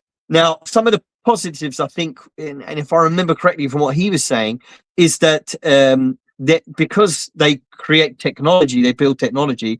It's explained in this series. Why? Because they are deep underground or under the sea. They've been here for a very long time, and they operate. They can phase through reality. It's just a technological thing. His theory was that they have suits that they wear. So when people saw them or interacted with them, they were actually in an exosuit. So the great alien, that's just a mask for what they actually are hidden underneath. and that they recycle things. They take recycling from human beings. So that's why they have a invested interest in the health of the planet, so to speak, because they live here alongside us. That was the claim of Mac Tony's. I know I haven't done a good job splitting them down into different individual pros, but these are pro points. It does explain some of the visitations, like the aerial school. Why it would be a crypto-terrestrial? Well, because they were concerned with the health of the planet. So I think it's a pro for sure. Yeah, any others, brothers? Sorry, To be honest, I haven't done a good job with this one. I don't think we need to spend much time with this because, to be honest, it falls into the same bracket as ultra terrestrial in many ways, meaning that the same issues, pros and cons apply to a larger extent, bro. So I don't think we need to go into it much. The only difference, again, being that one is crypto-terrestrial, referring to some sort of physical, biological entities that exist on this planet alongside us, and the ultra-terrestrial opens up to interdimensional. So another positive I'd say, Yaki, even, sorry to interrupt, is that there are claims that there are bases, that these things, like, for example, Skinwalker Ranch, clearly something goes there and passes through the mesa and comes out on the other side. And if it was a crypto-terrestrial, if they did have some subterranean base, whether within our purview or not, whether it's in this dimension or not, but it sits on the same dimensional plane, but not in the same physical dimensional space, perhaps the crypto-terrestrial would be an explanation for that. But yeah, again, you're right. Yeah, most will say it falls into the ultra-terrestrial if it's passing through solid mesa rock, etc. So I'm going to give it a lower score. But I think the strength of the Jinn hypothesis here, I think it bridges both the crypto-terrestrial and the ultra dimensional. Because there are aspects when the Jinn, in certain states, they are very physical, and in other states, they are not. So, yeah, any other points you want to make, Abu Saladin? Maybe start giving it some marks with this one? No. I think that just to really, what you've both said, it does have that bridge. There is a lot of commonality between it and, like, the ultra-terrestrial aspects. And I think, for me, I'd probably give it the same score, 7.5 for me. Because, like I said, there's that whole commonality to it. But once again, for me, it falls down onto the aversion of faith in certain faith in religiosity. Yeah, and I guess it's ad hoc again to a large extent. After the fact type of backward reverse engineering what's going on. I would give it a bit lower because I think the ultra-terrestrial interdimensional is a bit more broad.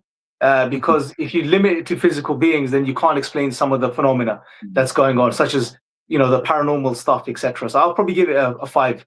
Or a 4.5, 5. Yeah, probably a 5. I was going to give it a 6, dropping mine from an 8 to a 6, like you said, because there's some restrictions of it being a physical being. I think it doesn't go much on that because it adds some additional things that the ultra-terrestrial didn't have. Because why would an ultra-terrestrial need to have certain areas of the Earth that it likes to go into, or it likes to go into the sea? It's well known that the Navy has a big portion of the portfolio purely based on you can see what's in the sky. We can see it, so it's not as classified as what we can't see, which is in the oceans. So I think that the crypto-terrestrial carries that a little bit more. It also goes into Admiral Byrd's claims that there's some sort of inner Earth going on, where Admiral Byrd flew over Antarctica and he saw what he described as greenery, plant life, and an advanced race of beings. Whether or not when they wear this suit they become invisible and able to phase through reality, thus earning a moniker ultra-terrestrial, that could be added as a theory. But as you said, that's me just being ad hoc here. That's the level of that's the level of credibility it carries, that you can just simply with words make it fit, which I think cheapens it slightly. And like you said, it goes down in my view over the ultra-terrestrial purely because it's now stuck as something subterranean, whereas there is evidence. It doesn't account for them behaving like dead loved ones. It doesn't account for them spooking people's homes. It shows no reason for doing this. So it loses some and gains some, I think. So I think the leaderboard is we got ultra-terrestrial interdimensional number 1 at 7. Then we got slightly behind it crypto-terrestrial at 6. Then we got the government agenda aspect for around 4 or 5, and then we got the ETI right at the bottom, with a 3. Let's go, bro. We may be able to finish this prior to Maghrib, bro. So let's go to the next one. You want to hit the future human, bro? I think that's the last one, right? That we can touch upon, and then maybe Yeah. the jinn hypothesis. Wrap it up with that. Let me get in there. Yeah, should I do the last one then? The time traveler. Is that the last one? Future time travelers. Yeah, that's the Yeah. last one. So the intertemporal hypothesis. So mashallah, our brother, do you want to do this one, Abu Salahuddin? Because I love the image you've sent us, and it's a shame we can't share it. I haven't got it. I sent it. I haven't got it because I did. Okay.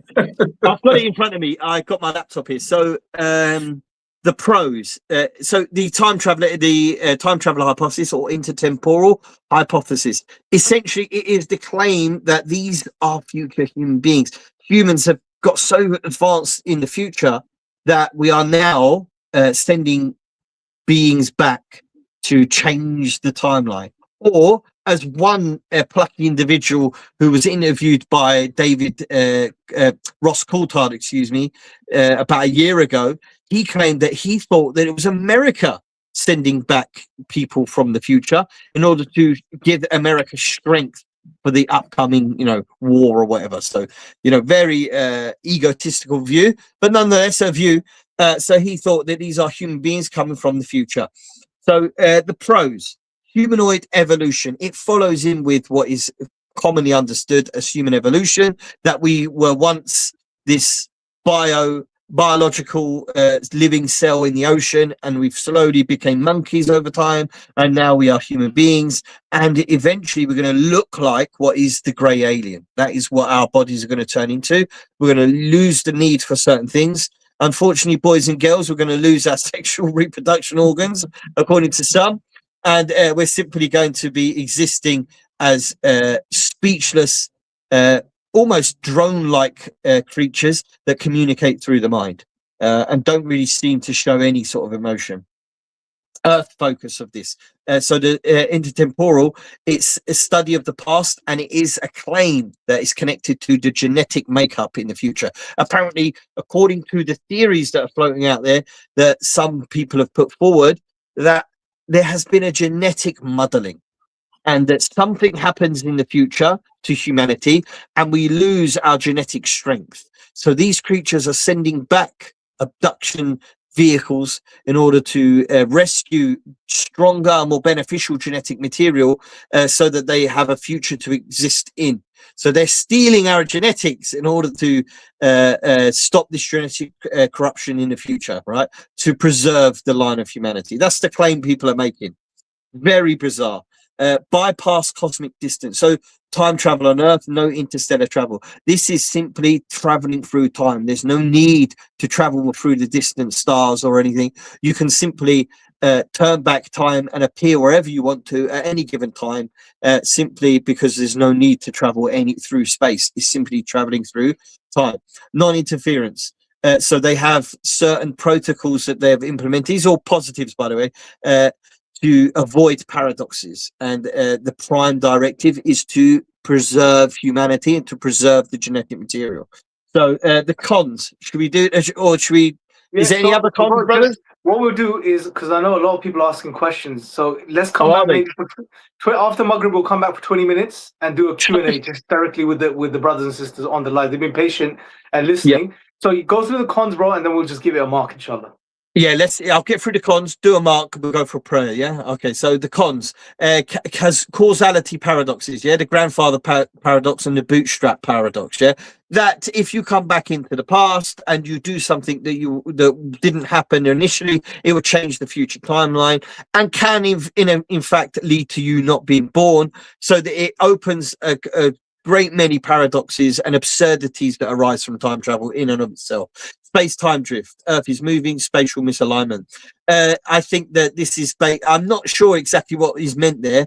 I think, I'm just going to guess that if you travel in the past and the Earth isn't in the spot that you thought it was, that you're in when you travel, the Earth might be on the other side of the sun and you appear in the wrong place. So it's relative to where space. So it causes some issue. If you're time traveling, there has to be a very specific way of time traveling. And lastly, high strangeness, poltergeist phenomena, consciousness phenomena. Why are they going back in time and visiting people and saying that their prophet's been sent by God. It doesn't have any explanatory value for any of this. If these are human beings coming back, then why cause and create these problems for humanity? Why are you coming back and pretending to be angels? Why are you coming back and pretending to be dead loved ones? Why are you moving things around people's houses? Simply because you're not. This isn't what a human being would do. This theory only seems to serve the purpose of the military-industrial complex, that these are preserving humanity for a noble cause like the military-industrial complex does, and they're trying to further humanity in the future by preserving genetic material. It doesn't have any explanatory scope for abduction or anything else beyond that. Why go back 1,000 years before and abduct people when you're coming and visiting and abducting people now? Well, because you're not a time traveler. That is the best explanation. But anyway, so those are the main cons. Yeah. So I guess for me, the paradox itself, which, I think is called the grandfather clock paradox, which is, if you go back with the intention, the reason for going back is to change something. Now, if you go back and change something, then that reason for you going back disappears. So you wouldn't go back in the first place. So it's a big problem, right? And the idea behind the whole future human thing is that they're coming back to change what had happened, right? And if they could do that, then they would have no reason to come back and change it because it wouldn't happen. So I think that alone for me is a big stumbling block for this idea. And then plus the whole paranormal side of stuff, and the strange, high strangeness associated with it doesn't make sense. The negative experiences that people have, the demonic experiences, doesn't make sense of those at all. So I would put this lower than crypto-terrestrial and lower than the government theories. Well, personally, I would probably give it a 4 or a 3, to be honest. A 3, yeah, same as strong score. Same as ETI, to be honest. Can I give my score? Go on. I'm giving it a 0, bro. Or Really? I might even say a 0.5. A 0.5. I'll tell you why I'm being so harsh. It's such an absurd theory that you could spend a lifetime, if you believed in it, you could spend an entire lifetime trying to prove it, and you wouldn't get beyond the moment that you had the concept of the idea itself. It's so absurd, it's so preposterous that for me it's untenable as a theory. And the second you even entertain the idea that it's real and that time travel is real, and believe me, I became Muslim because of researching time travel. Once you open that door, you completely delete the entirety of mankind's history. It doesn't exist in effect. So for me, it's just so preposterous. I'm going to stick with a 0. It's a 0 for me. Yeah, I'd say for me it's a 0 as well. It's kind of like, okay, if you go back in time to solve the problem of why you went back in time, then you need to go back in time because the problem's already been solved. Yeah. Or what if you go back in time to solve a problem and you become the catalyst of the problem? So it's a 0. It's a 0. So I guess we average out to a 1 then between us. Yeah, I probably was a bit too generous, to be honest. I think I'm probably tired. I outlined the problem and then I gave a decent score. I've got to be honest, you brutalized it for me. Like, you nailed the coffin for me. And I was like, no, it's ridiculous. And you gave it a 4. I stand corrected. Looking back at it, you go back in time and give yourself a 0, bro. Yeah, exactly. If I could go back, well, then I wouldn't have a reason to go back in the first place. But compared to the ETI, I think the ETI is still stronger. You're right. So if we gave that a 3, this is probably a 2. So bringing it down to maybe a 0.5 or a 1 overall. So the weakest out of the bunch. So let's do this. Has Maghreb come in? I believe so. Okay.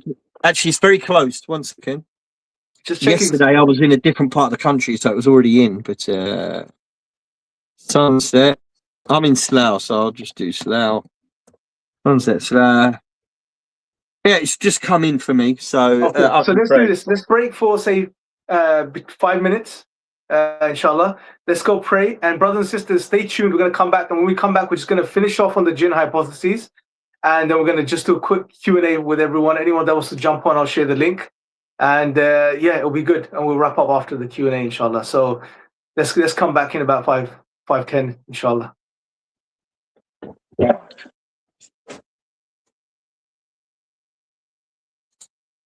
Allahu Akbar, Allahu Akbar. La ilaha illallah, ashhadu anna Muhammadan Rasul.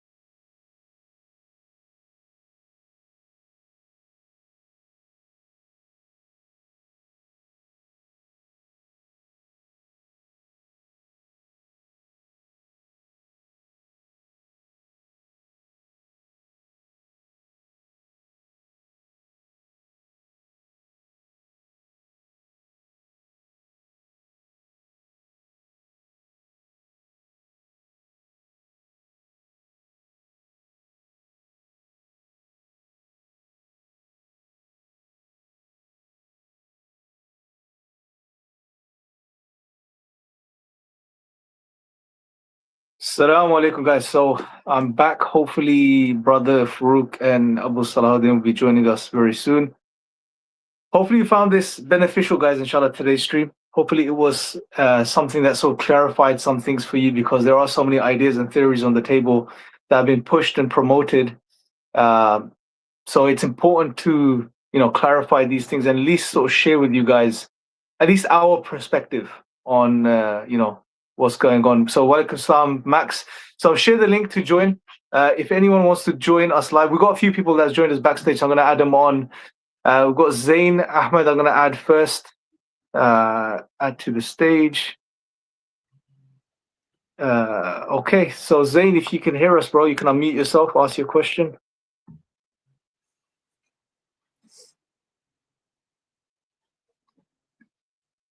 Can you hear me, Zain? Abu Salahuddin, can you hear me? Yeah, I can hear you fine, bro. All right, okay. Zain's dropped off, so let me add the next person. We have Michael Wheeler. Let me add him to the stage. Okay, Michael, you're on stage. You can unmute yourself when you like.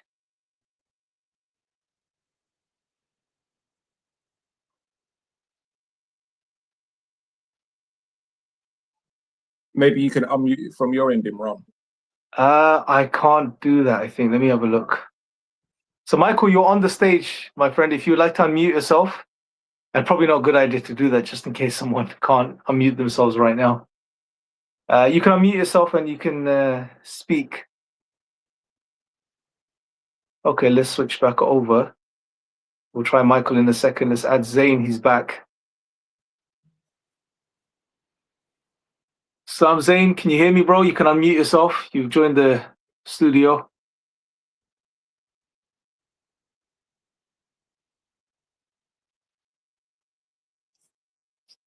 Very interesting. Okay, while Zain tries, hopefully comes on. Anyone else that wants to join us live and ask your questions, you guys can just click the link I've shared. It's in the live chat of this stream, and you can inshallah come on and join us, ask your questions, share your thoughts. So, Brother Abu Salahuddin, while we wait, why don't we do this? Let's start touching upon the final idea, the final theory, which is the jinn hypothesis, and let's try to be as critical and objective as we can, with the same standards we've applied to everything else. Let's look at the cons. Maybe you want to cover some of the cons with us. Yeah, inshallah. So number one, it explains the supernatural element for me. There's something that seems to go hand in hand with like the ET NHI phenomena, i.e. people either have paranormal activity before they have an event or they have paranormal activity afterwards. So the two do go together. Number two, I would say it does explain the ability of these entities to seemingly phase in and out of what we would call a corporeal state. They seem to be able to pass through walls. This is one of the things from an Islamic perspective that is mentioned about the jinn, is that they have the ability to seemingly become visible and invisible. So perhaps moving from one state to another state as well. Number three as well, and I would also add into like the what I would call the possession scenario. We do know from an Islamic perspective that they're able to possess people as well. And I would just say number four, and that's just kind of maybe covering the basics, is the technological aspect as well. From the works of Ibn Taymiyyah, rahimahullah, he was documented 700 years ago of the technological advancements of the jinn that they had. This is something that's documented, and this is something that also, it feeds into, and it's very much part of, the NHI UAP as well. I would also mention as well is like a lot of the characteristics of the jinn that people do talk about. So people come into contact with these entities and they find them to be, very kind of confidence building, but then they lie, they trick, they make false promises. And this is something that we know specifically from the satanic jinn, that this is what they do as well. So I think there's more kind of pros than there is, perceived cons. And that's probably just some of them. Probably, I'm sure you would have a few more to put on as well, Imran. Yeah, so what I would say, and I think this is what makes the Jinn hypothesis stand out, okay, and I'm being very objective about this. Unlike the ultra-terrestrial, interdimensional hypothesis, which came out on top from our analysis, that is ad hoc. And what I mean by that is it's constructing the idea and theory after the event, after the fact. So the things are being observed, and then we are building that theory up around what's being observed and studied as far as the phenomena is concerned. The Jinn hypothesis brings a model to the discussion. So it's not after the fact. We know the Jinn deceive people. We know that the Jinn can take on different forms and shapes. They can shapeshift. We know that the Jinn can appear as orbs of light, different cryptid creatures, etc. We know that they possess or can attach themselves to people, hitchhiker effect. We know that there's a link between the Jinn and water. We know the Jinn are builders, and they've been building technology for a very long time. These are things we've known prior to 2017 and the whole disclosure movement, prior to the past 100 years or prior to modernity. It goes all the way back 1400 years. And when we bring this knowledge, which is before the fact of the whole UFO phenomena, the modern phenomena, to the discussion, and we analyze the phenomena, and we see, are there links between the two? The links are apparent. And this is why I encourage everyone that hasn't looked at this. We've got an article on the Sapiens Institute website. It's called The Jinn Hypothesis. We also have a booklet. It's called The Jinn Hypothesis Booklet. And we cover those points of contact. We refer to them as points of contact between the Jinn and the UFO phenomena. And when you study both of these phenomena, if you like, the Jinn and the UFO, the NHI stuff, side by side, you see that the parallels are undeniable, that there are so many points of contact, you can't deny them. It matches. There's a match after match after match. So what it does is that if you look at all of this, you can, based on this, infer that the best explanation is, I mean, if it swims like a duck and it quacks like a duck, then it probably is a duck, right? It's the inference to the best explanation. After reasoning in an abductive manner, we infer that this is the best explanation, that behind the UFO, UAP, NHI phenomena is what we call the Jinn. And the Jinn have been known by many different names in different cultures, different societies throughout history, over time, through the centuries. But what's unique about the Islamic position here is that it gives us a lot more information about these entities, their origin, their motives, their objectives, their abilities. There is so much information, which enriches the whole discussion so much more. And this is why I said that if you bring now the Jinn hypothesis in line with the ultra-terrestrial or interdimensional hypotheses, and you bring them together, it provides a very powerful outlook on what's going on. Probably the most coherent outlook. Yeah, I was just going to add something into that, and that you mentioned about from one of the things that the Quran does mention about the Jinn is about them being builders. One of the most interesting aspects, I've always had a fascination around ancient Egypt and a lot of the monuments that were built, designed by they just seem to exceed the capabilities of the ancient Egyptians at that time. And I was actually watching an interesting documentary today by what I would call an alternative historian. His name's Randall Carlson. He's done a lot of work with Graham Hancock, but he mentioned something really interesting today. I've never come across it. It's my first time, and I'm kind of investigating it a little bit more. And he was talking about the unfinished obelisk in Aswan. That he said, if you look at the evidence that this obelisk was being cut out of, like, I think it was granite, he said it doesn't show signs of what he called dolerite or copper chisels. He said it just doesn't fit in. But what he did say that it's very indicative of, and it seems to match in, and he gave kind of a more recent example. He said is what he called cutting with plasma.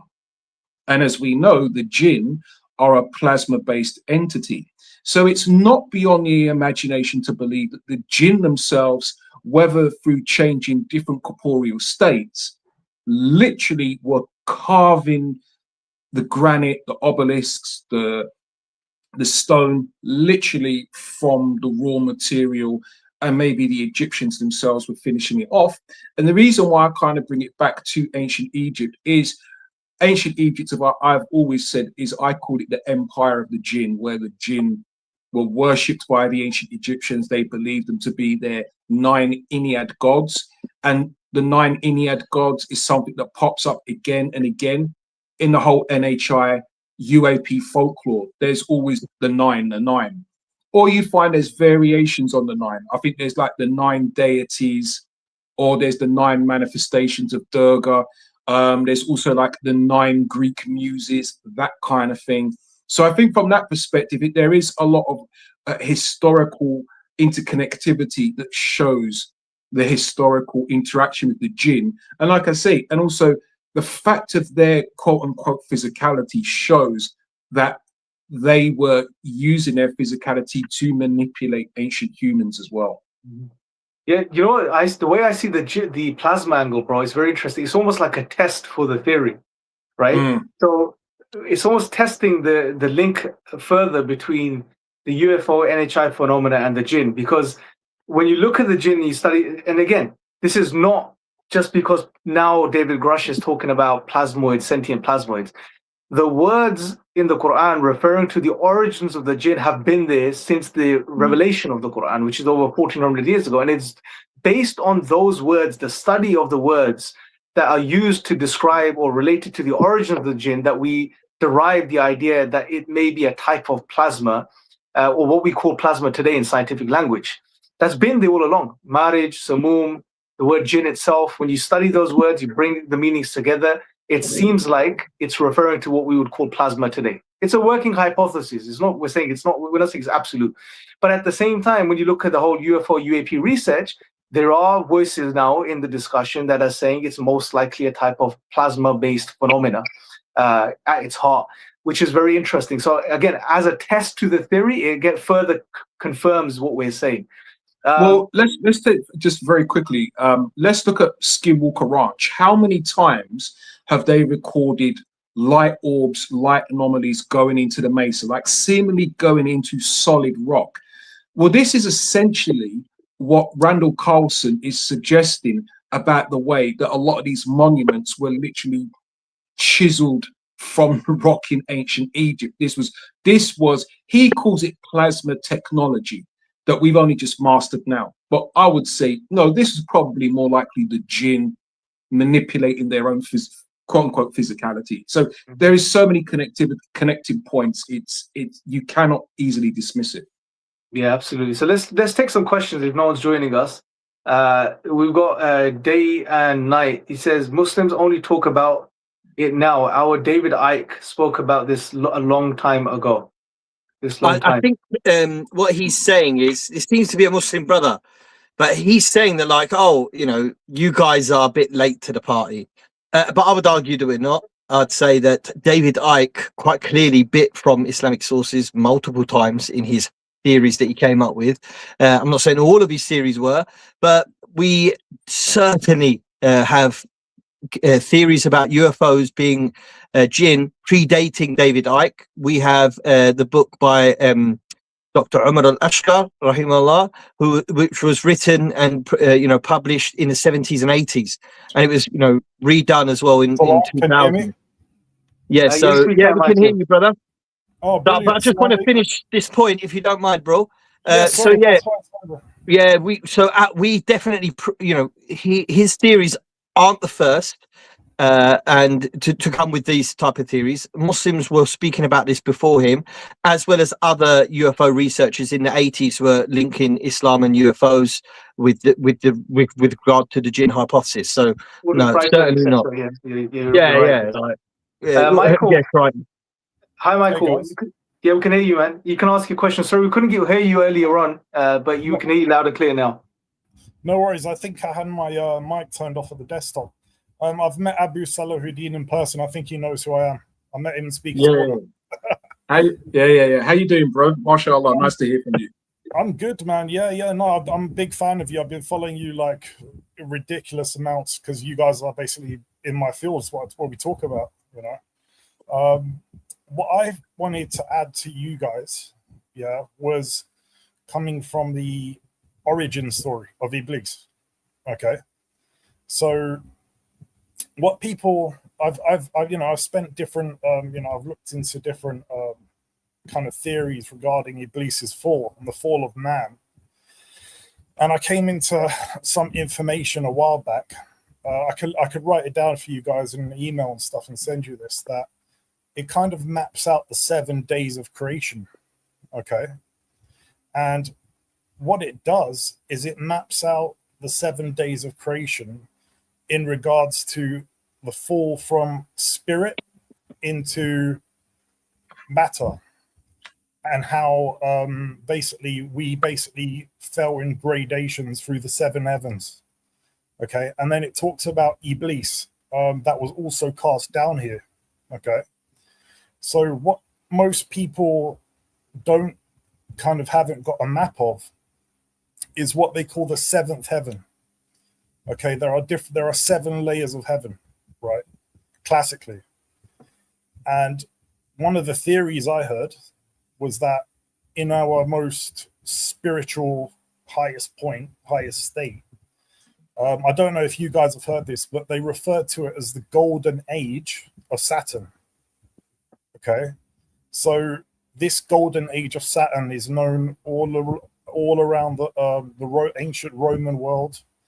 It's been referenced. You guys can search it up. But it's basically a time when Saturn was our sun.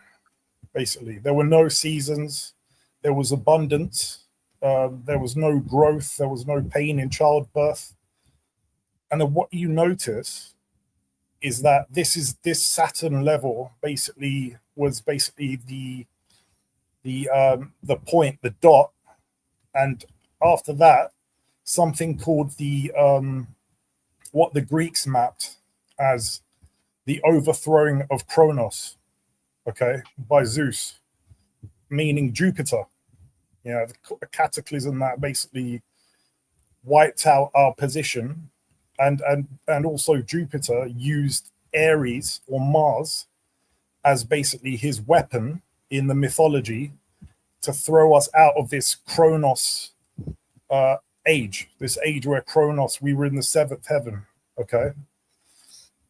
So something interesting, the reason I brought all of that up was that links to Iblis, or the smokeless fire aspect, as an aspect of Mars causing this fall, you see. And basically fragments from what the kind of a lot of these mystery schools teach is that Mars, the fragments caused from Mars, eventually became embedded into the earth. So symbolically, this would be like in the book of Revelation, for example, this would be Michael and his angels fought against the dragon. The dragon and his angels were cast out of heaven. Okay. So the dragon, right, is also linked to Thuban, our previous pole star constellation, Alpha Draconis, I think. And basically these Martian fragments that caused the overthrowing of Saturn, basically being cast out of Jannah, right, were embedded into the earth, okay, into the subtle field of the earth. And basically, you know, when we talk about plasma and Jupiter, one of the things Indra, the Vedic Jupiter, holds is the thunderbolt, or the Vajra. The Vajra, okay? So the Vajra of the thunder deity, if you look at the shape of plasma explosions, this is basically the, the emission of Jupiter, plasma emissions of Jupiter. And then the Greeks got a hold of this. This became the thunderbolt of Zeus. This became the, the hammer of Thor, etc. And then this thunder god kind of entity kind of got linked to this whole process of depositing of the fiery, Martian kind of jinn energy into the earth, into the plasma of the earth. Are you saying that it seems like what you've done here, brother, is mixed together all the different like ideas from different, taken bits from Hinduism, taken bits from Islam, taken bits from Christianity, because the idea that angels fall isn't an Islamic one, but you've Oh, kind no, of no. mixed So, them together and yeah, made an overriding theory based on all the ideas. Is that what you've done there? no, sorry. The reason I was going to those other examples outside of Islam was basically to communicate how other groups of people were trying to portray the idea, basically portray the event of what happened historically.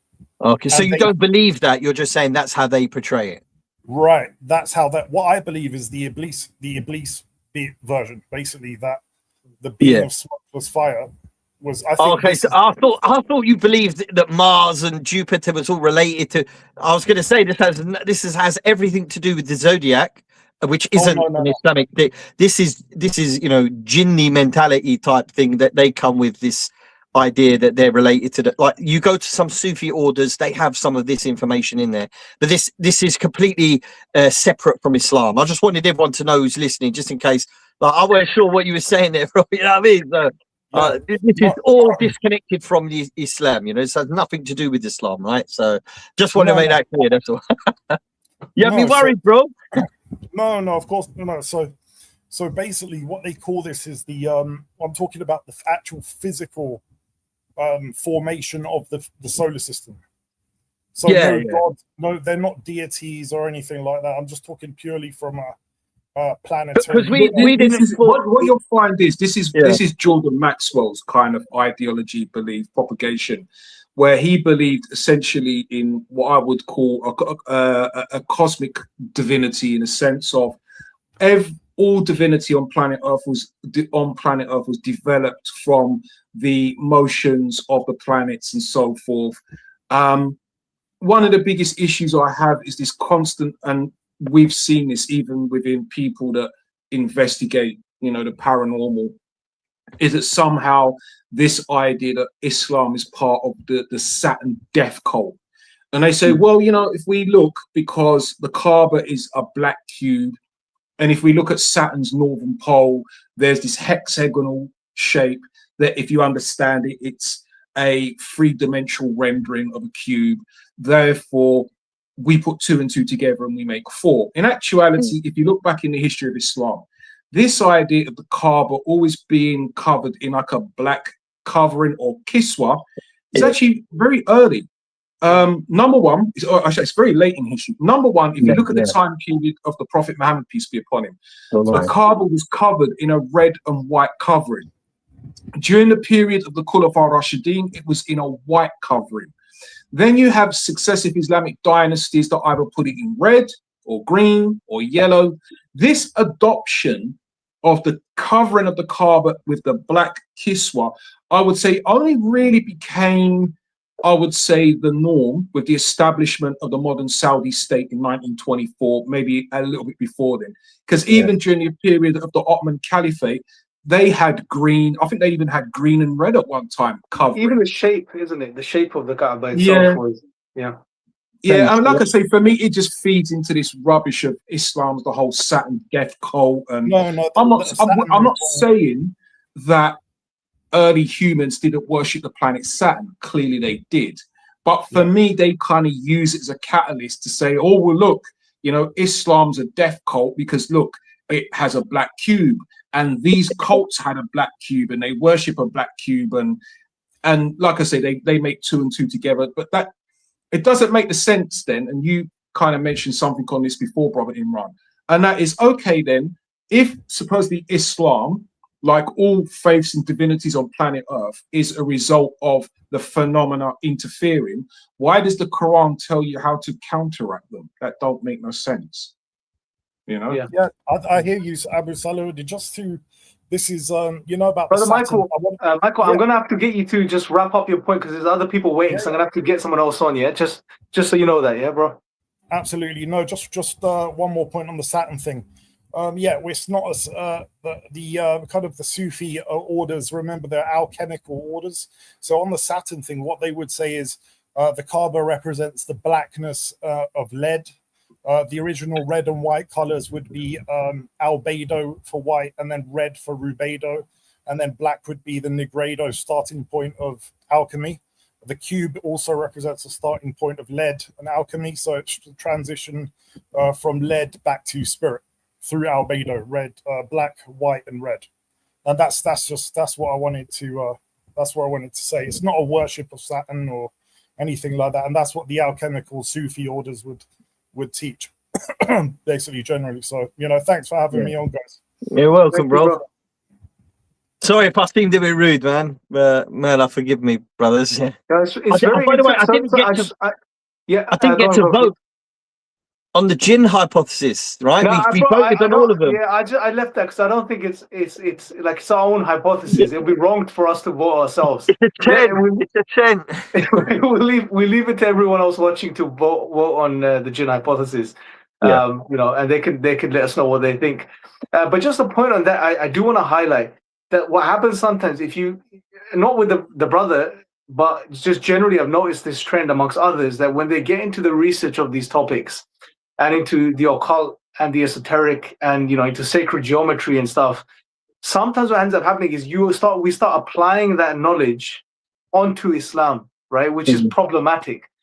Take, for example, the idea of sacred geometry. When I did that video on the UFOs and displaying shapes relating to sacred geometry, some people started to ask, well, the Kaaba is a cube and, this, that, and the other. And we shouldn't start imposing these other ideologies upon the Islamic tradition and starting to understand it from that perspective. There's a domain for that study. And also when it comes to shapes, and this is the point I mentioned earlier, look, these things everything is created by Allah, right? There's nothing inherently wrong in shapes, right? Things, Allah built this dunya and this worldly life out of different shapes, right? There's nothing inherently wrong about shapes. It's the meaning people associate to the shapes, which is problematic. So when someone takes the cube and starts to give it a spiritual significance and starts to worship it, which some of the early Renaissance thinkers did, they would meditate over sacred geometric shapes, and it was a spiritual practice. That's when it becomes problematic, right? So just wanted to clarify that. We've got AD on. Brother, if you can hear us, you can unmute yourself and ask your question, inshallah. Yeah, assalamu alaikum. Can you hear me? Yeah, appreciate the good conversation. I had a question. I wanted to know what the panel's explanation was, or like a possible theory. So I definitely believe in, all these supernatural things being like the jinn, like I 100% believe that, but a skeptic might ask, in 2026, we have cameras everywhere. We have everybody with high definition cameras on their phones, video, etc. Why are we not like capturing some of these like sightings, and the only plausible explanation I can come up with is that, obviously we believe these shayateen are conscious and they know what they're doing, and they might not want, these things to be out there necessarily. So I just wanted to get the panel's opinion on why you guys think maybe like what could be a possible explanation for why we're not seeing like, I guess captured instances of these. Sure. Yeah, pretty May question, I answer? bro. Yeah, go ahead. May I? Yeah. AD, I'm going to take you off, bro, but Farouk's going to answer your question because I've got another guest in the back end. Yeah, no problem. Appreciate it, guys. Thank you, bro. Thank you for your question. No, thank you, AD. Very respectful and really valid question. So the question was essentially, why haven't we got more media on it? If they're flying around and we can see them, why aren't we capturing it on video more? The reality is we do. We capture it on video all the time. It's just it never hits the threshold that is sufficient for a skeptic. A skeptic doesn't look at a small silvery ball that's traveling erratically in the sky, and he doesn't associate that with something anomalous. He'll say, well, it's a balloon. So there is a lot of media out there. We actually had recently, over the last few months, we've had a number of files released by request and order of the White House. Donald Trump himself stamped it out and said, we need more stuff to come out. A lot of those videos are grainy, but they have a good chain of custody, meaning they come from the Air Force or they come from the Navy, and they have a chain of we know where they came from, we know how they were captured and with what types of vehicles they were captured with and what the technology they were captured with, and they are anonymous. They've been categorized as anomalous by the American government.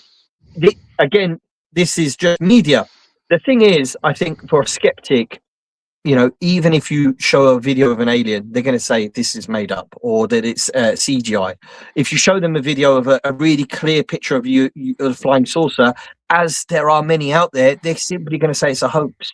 It's very difficult to provide physical evidence. The last little point I want to mention to you before I hand it back to my brothers is I want you to, if you can, convey to anyone who comes with this sort of skepticism, the idea that you don't exist as a human being to the microbial life form inside your body. The white blood cell, the red blood cell, if it was conscious, you couldn't prove that you existed to them simply with video, picture, everything, because they don't have the capability of sight and seeing. But in their world, they could simply say, we don't believe we're part of a larger being, that we're part of fruit. We don't think we're in this thing called a human being, whatever that means. We don't believe that we're in a van traveling across. They're simply not going to believe it. And the other red blood cell that's trying to push the idea that it's part of a wider living being, it would never be able to provide satisfactory evidence because it's such a strange dynamic to be in, and the situation is so bizarre that it would just never be able to prove that I actually exist and that they live within me. So, you know, just because there isn't sufficient evidence for that person, the dichotomy exists in a nature itself, and you can't prove it in nature itself. Therefore, requiring such a high level of certainty within video, picture, whatever it might be, you shouldn't create that requirement when we can easily prove that the same dichotomy exists in other things like the microbial world. I hope that's good. I know I use it all the time, bro. boys, yeah, No, but it's a good one, brother. Good. You know what I mean? So brothers, I want to answer Wilderness's question, but before we do that, Assalamu alaikum, my brothers joined us again. Dawah Trucker, how are you, brother? Hey. Walaikum assalam wa rahmatullahi wa barakatuh. Alhamdulillah, I'm doing fine. And you, brothers, nice to see you all Bro. live again. We missed you last week, man. We were like, where Yeah. were you? I missed it. Wallahi, I missed it. I don't know what I was doing, but I missed your live stream, subhanallah. And the Alhamdulillah. live stream with your brother Farouk about the angels.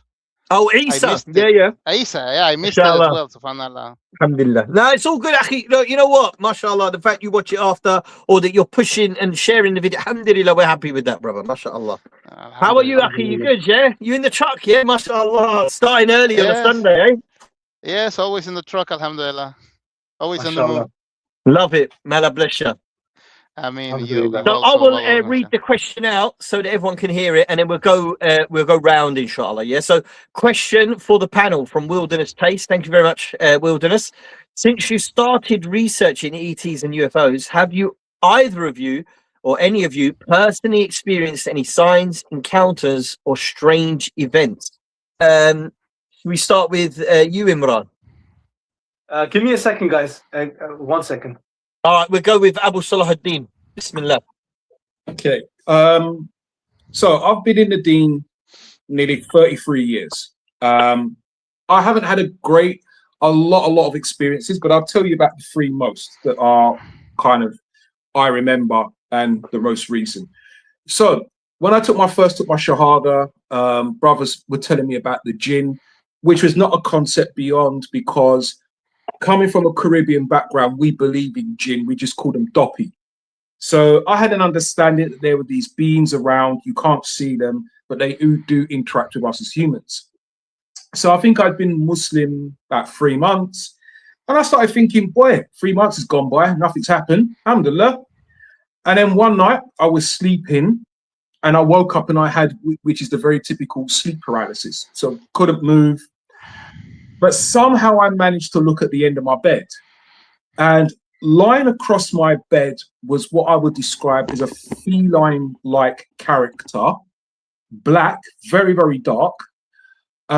It turned around and it looked at me, and it had the face of an alien grey, but it was black with bright white eyes. So it looked at me. I just said, A'udhu billahi min shaitanir rajim. Boom, disappeared. That was it.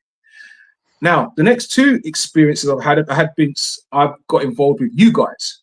So the most recent one was actually during the discussion that me and Imran were having with Anjali. So we did the discussion with her. We was putting the questions. I'll be honest, Imran was the good cop to my bad cop. I'll be honest on that one. So we finished up the program. Alhamdulillah. We said, okay, cool, Bismillah. I prayed Salat al-Isha, said, let me go to bed. So I sat down on my bed, and all I can describe is I had like a burning sensation on my shins, like a burning sensation. So I didn't think no more of it. I went to bed, and over the period of the Saturday going into Sunday night, I had very clear scratch marks that appeared on my shins. I didn't scratch myself or anything like that. It was directly after the incident where we had the conversation with what we believe is the jinn that are interacting with Anjali. The last incident I'll tell you about, that you brothers know about, actually happened last week, Tuesday. So I'm sitting in my house, minding my own business, and I have a surveillance camera system in my garden, so I know when someone comes in my garden. So I'm sitting there, and I have it linked into my Alexa. So Alexa went off and said, motion detected in garden. So I took out my phone, and there was a video clip. And the only way I can describe it is a flash of light appears on the camera and moves at tremendous speed. Now, when we sat down to work it out, I think we worked out it was going something like 300 miles per hour. Yeah. What it does, it flashes really quick. And this is the thing I want everybody to understand. My surveillance cameras are not activated by light. They're activated by motion. They're motion detectors. So this light was something that was physical, that manifested in my garden, moved at tremendous speed, and then at the top of the surveillance camera, you can see it kind of dips back in and then goes back up again. So that was my personal experiences. And it goes par for the course. I don't expect it not to happen. But we just say in all events, we say, alhamdulillah. For me, it's a confirmation that inshallah ta'ala, I'm doing the right thing in what we're doing. And I say this in talking about our own personal incidents. By talking about them, it normalizes them. So people understand you will have sometimes very extraordinary things that happen. It's normal. Expect it as a Muslim. But remember, and this is what I said to the jinn that were interacting with Anjali. I said, Hasbi Allah, ni'mal wakeel. There is no power and might on this earth, in the heavens, in dimensions, that will even come close to that of God Almighty himself. Keep that in mind. Say alhamdulillah, and these things won't faze you, inshallah. So that's just my recent experiences. Just to clarify, because I've seen some comments, but just on his brother and sister, we shouldn't do stuff like this. You know, Anjali's our guest. You know, may God guide her and guide us. Just to clarify, we're not insinuating in any way, shape, or form that she sent something, etc. You know, these things, these entities, they have a mind of their own, right? They have their own free will. They choose to do what they do, right? So it was an interaction, and it was a post-interaction experience that Abu Salahuddin had. He's not saying that Anjali's, like I said, she's a lovely lady. We've had many interactions with her. So just to clarify that for people in the comments, it wasn't Anjali at all. We don't believe that. I don't believe that. But these entities that were channeling, they obviously didn't seem to like the conversation to some degree, whereby they decided to act out afterwards. And it seems like there's a link, because that only happened post the discussion, etc. You know, so I just wanted to highlight that and clarify that for everyone listening. Yeah. Just to add into that. No one blames Anjali. I don't blame her at all. Not at all. I know she didn't sit down and conjure up these things.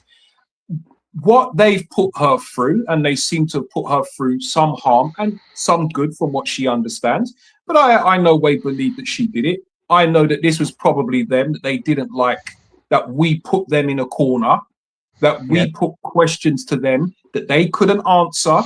And I think the best aspect was when the Quran was recited to them, and even Anjali could see what it did to them, and they didn't like it. So they thought, well, let's go and see what we can have a go at Abdul Karim. Like I say, Imran was the good cop, I was the bad cop. Alhamdulillah, there you go. I just want to quickly add for Anjali as well. She is, whether she realizes or not, a success story for the entity. And when you challenge and you put into question and put in danger their success, I think it shows if they retaliate in such a strange way with our brother, it's because they don't want any headway to be made in the dawah, as we'd call it, in the calling, because simply either they're benevolent, pious beings, or they're not. And if they're not, why would they go against the teaching like you should pray, you should fast, you should do good deeds, you should do charity? That's what Islam calls to. So when somebody's heart is being drawn towards Islam, or they think that a success story of their own is in danger of being turned towards Islam again, they'll do whatever it takes. And if that means to take out the callers, so be it. So may Allah guide us and Anjali to what is best for us in this world and her in this world and the hereafter. I only want good for Anjali, and I hope Allah gives her goodness in this world and the next. Ameen.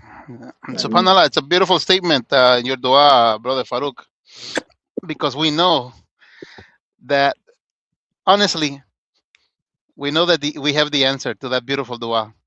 Yeah. Where Allah subhanahu wa ta'ala says in Surah Al-Baqarah that there are those who only say Rabbana atina fid dunya wa ma lahum fil akhirati min khalaq, that they only ask Allah for the good of this world, but in the afterlife they have nothing.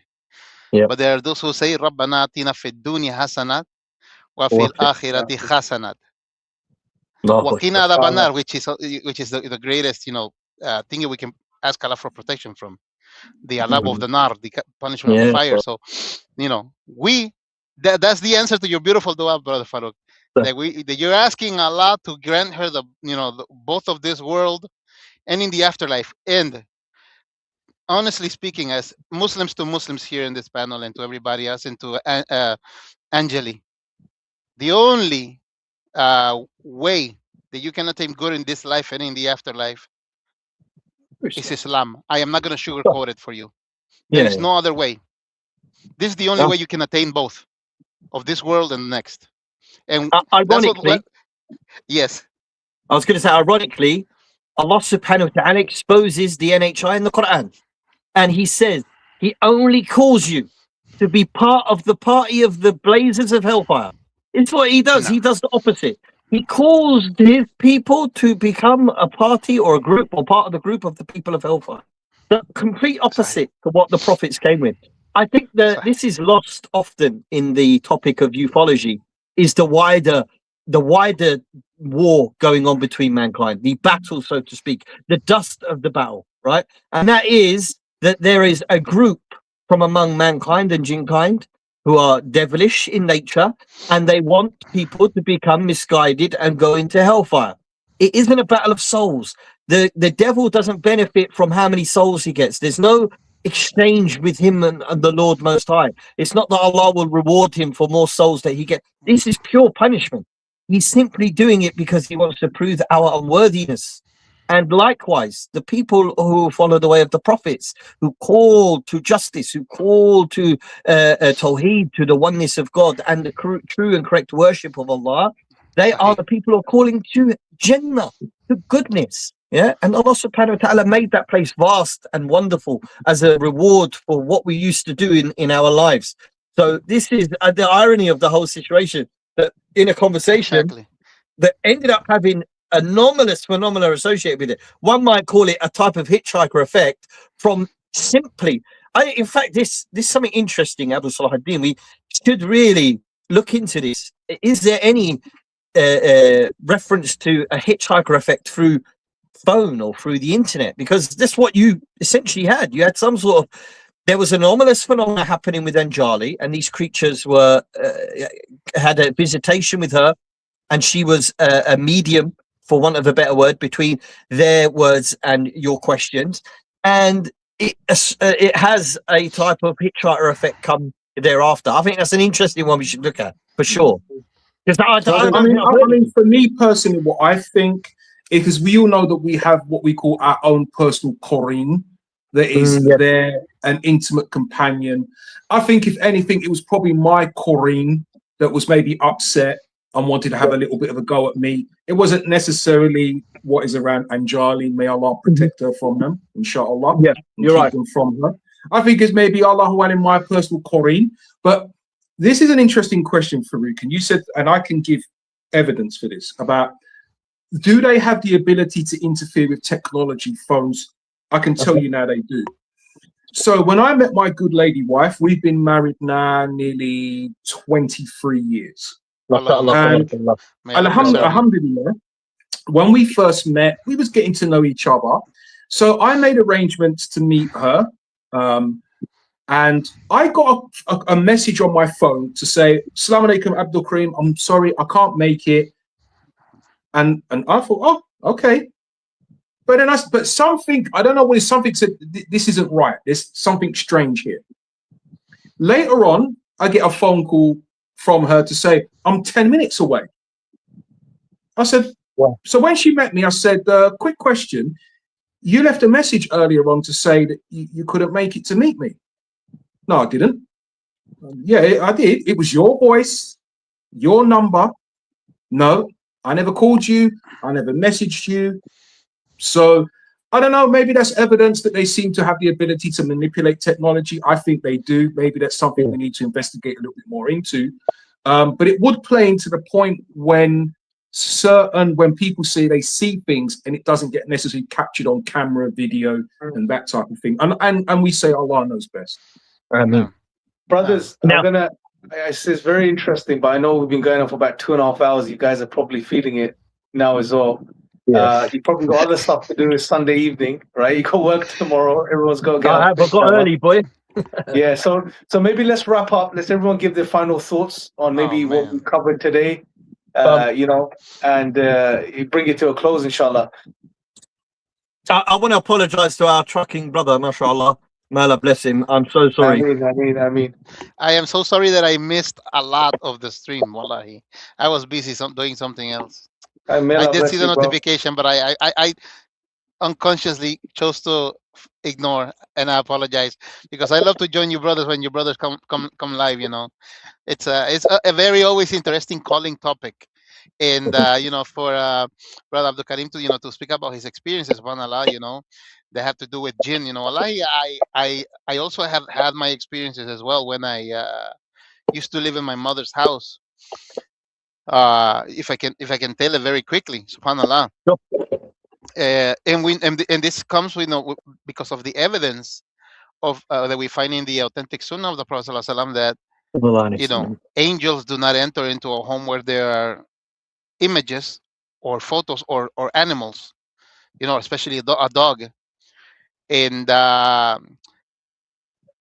so subhanallah, I didn't have a room back then. I used to be in the basement, have my room with my brother, but then I moved upstairs to my mom's second floor where she lives, and I will sleep on the living room. And so out of nowhere, out of one time, I can't remember when it happened, but it happened. I was sleeping, and one time I found myself that someone was choking me while I was sleeping, and I could see basically I could feel the choke. The debilitating aspect of the choke on me, and subhanallah, it would weaken me. That's how I felt. I would weaken to the point where I could no longer. If you could hear me, all I could do is mumble like a drunkard, like that, completely weakened. So the first time I tried to say things, I just couldn't. I was too weak because of that choke on me. I could feel it, in the next night, same thing. I was laying down. That thing, whatever it was, it choked me again while in my sleep. And this time I was able to fight it back, and I screamed la ilaha illallah, and it let go of me. And that even my mom and her husband, woke up, scared. What happened? What happened? If I explained to him who's an atheist, he would not understand. He would just Cool. brush it away and say, you know. So Nightmare. that was that experience that I had, subhanallah, and it felt so real. So this is the consequence of when a home does not contain the remembrance of Allah, does not contain Islam inside of it. These forces from the outside, the shayateen, the jinns, they come and inhabit. And we know from the hadith of the Prophet ﷺ that particularly, that when you don't close your doors mentioning the name of Allah, the shaitan will find a way to enter. And for example, when you don't say Bismillah upon eating, the shaitan will come and make a party inside of your house. And he will eat with you and his shayateen will come and eat with you. But if you say it, he will frown and he will go away frowning, subhanallah. And other experiences, which I found strange, when I was living on my own, and stuff like that. But subhanallah, it's the protection of Allah. It's very important, that we apply it as much as we can. Absolutely, bro. Thank you, brother. Yeah, thanks for the story, bro. Jazakallah khair, man. SubhanAllah, absolutely, Oh, bro. yeah. May Allah bless you. And I think the bigger Ameen. lesson sharing these experiences is, make sure you stay on top of your remembrance. Read Ayatul Kursi, read your 3 quls, make sure you protect yourself, especially in the times that we live in. And especially if you're looking into this topic, and even if you're not looking into this topic, it's a must, because the shayateen will mess with everyone anyway through waswas. And the problem is, sometimes people say, don't look into this topic, it brings this stuff on. I would disagree with that. Not looking into, being ignorant of the jinn and the shayateen gives them room to mess about with you without you even knowing they're messing about with you. They can mislead you in such terrible ways that you wouldn't even expect because you're not ready for it. So be informed, be educated. That removes the fear. It doesn't add fear. If you really learn about them, it removes the fear because you learn about their weaknesses as well. You learn about how weak they are against the words of Allah subhanahu wa ta'ala, the words of God. And protect yourself, and move on. Live your life. Don't go into rabbit holes either. That's not the whole point of us, this channel and us doing this show. Exactly. Is to cover the stuff that's going on, to inform the Muslims and non-Muslims of what's going on from our perspective, so that you don't misled.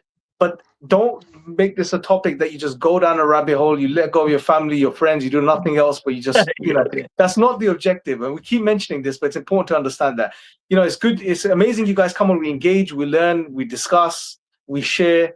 But then when you go back, there's so much more important things to do. Remember Allah, stay on top of your salah, spend time with your family, spend time with your friends, get off the mobile devices. A lot of us are spending too much time on these devices. We're not even aware of reality anymore. And I'll end on this. I'll give to Brother Salahuddin. We're going to be not having a show for about 2 weeks now, because the next 2 weeks, one of the weekends, we're going to Bampton as an IREP trip, inshallah. And we'll, inshallah, do a video that we'll share with you guys of our research on the ground, inshallah. So keep an eye out for that. Inshallah. It's going to be an interesting trip. And then the following week, I'm busy. I'm sure the brothers are busy as well. So we'll probably see you guys back end of August at some point with another show, inshallah. But obviously there'll be other content and videos going out anyway that were pre-recorded and stuff, inshallah. By the way, this was like a bonus episode because we weren't even scheduled really. It's meant to be once a month, but we've done a double whammy. So this is kind of like an in lieu, and we'll be back at the end of the month, inshallah. But I think it was one of the more beneficial episodes, bro, because we did something substantial that we've been planning on doing for a while, which is dissecting and going through every single theory, pros and cons, etc. But I leave you with that. Jazakallah, guys. May Allah bless you for joining, supporting, understanding.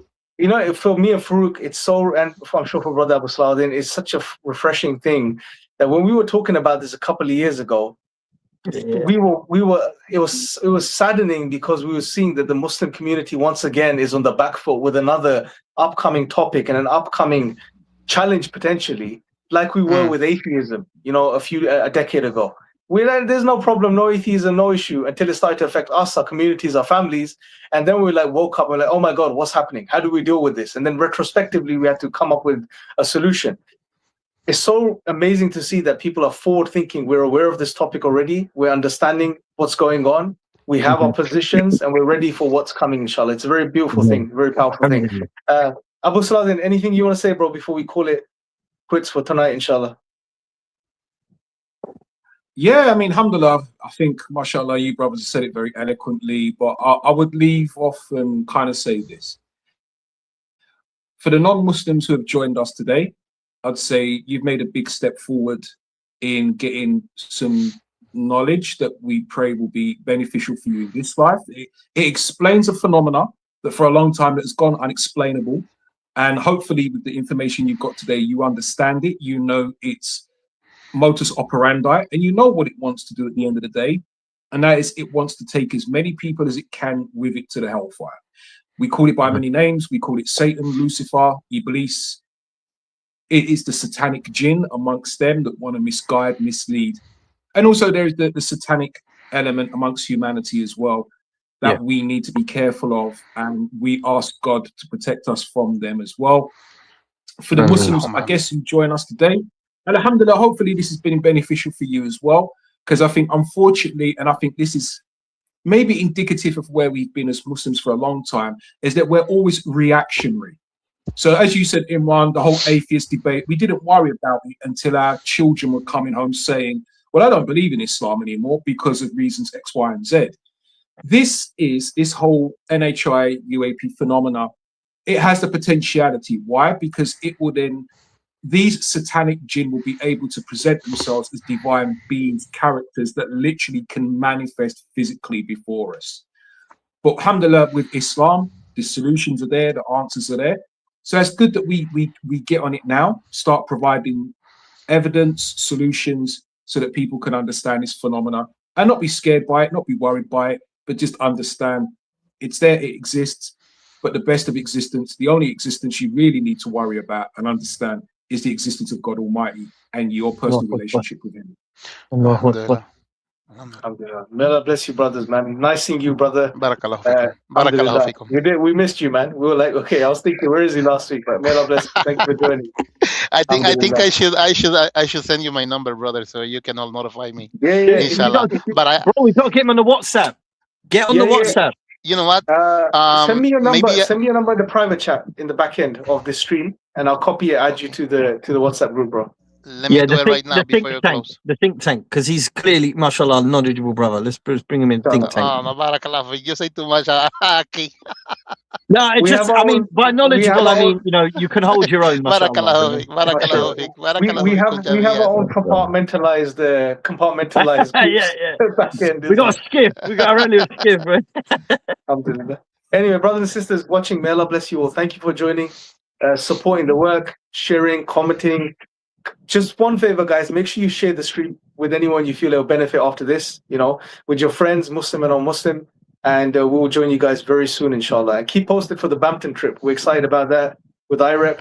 If you haven't already, go over to the IREP channel, drop a little like, drop a subscribe, inshallah. That's the main organization channel, inshallah. So the more outlets we have, the better. You know, like we want, like, I'm encouraging Farouk and Abu Saad, that they're going to be starting channels soon as well. So support their channels too, inshallah. Let's get more voices on these topics, this topic and similar topics. I know we're focusing in the UFO stuff, but trust me, IREP has a lot more coming. New age ideologies, anything, like the name says, Islamic research into exotic phenomena. That's going to include a lot of other stuff. And I'm pretty sure a lot of crazy stuff's coming our way very soon. So there's going to be a lot more coming, inshallah. Ustad Imran, one thing before we go, barakallahu fikum. I saw the podcast with that gentleman. I don't know if he's a Muslim. You were speaking to him. He is, yes. He Charles is, right? Upton. Yep. He is, yep. yeah. Yeah, very interesting discussion you had with him. Yeah, he's a very knowledgeable brother. May Allah guide him and guide us. He's a very, he's been researching this for over 2-3 decades, mashallah. He's written books on it. So yeah, he's very, and to be fair, may Allah bless him, he's a very prominent voice within the whole UFO circles. Like, he's had discussions with Whitley Strieber and others. He's had quite a bit of influence on Whitley Strieber as well recently, which has been very powerful. He's actually pre-Ike as well, just going on with what that comment earlier. He's before Ike came out. He wrote about this topic. So yeah, he's very, back in the 80s he was writing about it, and he's very... Sheikh Umar al-Ashkar dedicates 3-4 pages in his book, early 90s, you know. So there are people speaking about it, but obviously the topic wasn't popular back then. No one wanted to know about it. But now it's beyond tinfoil hats, so, you know, there's a lot of interest. But anyway, there's a lot more we can discuss, but let's wrap it up here, brothers. May Allah bless you Inshallah, all. Jazakallah khair. And Barakallah we'll feek. catch up very soon, guys, inshallah. I mean, inshallah, I'll Assalamu be looking alaikum. forward to Take it. that Assalamu trip, alaikum. inshallah.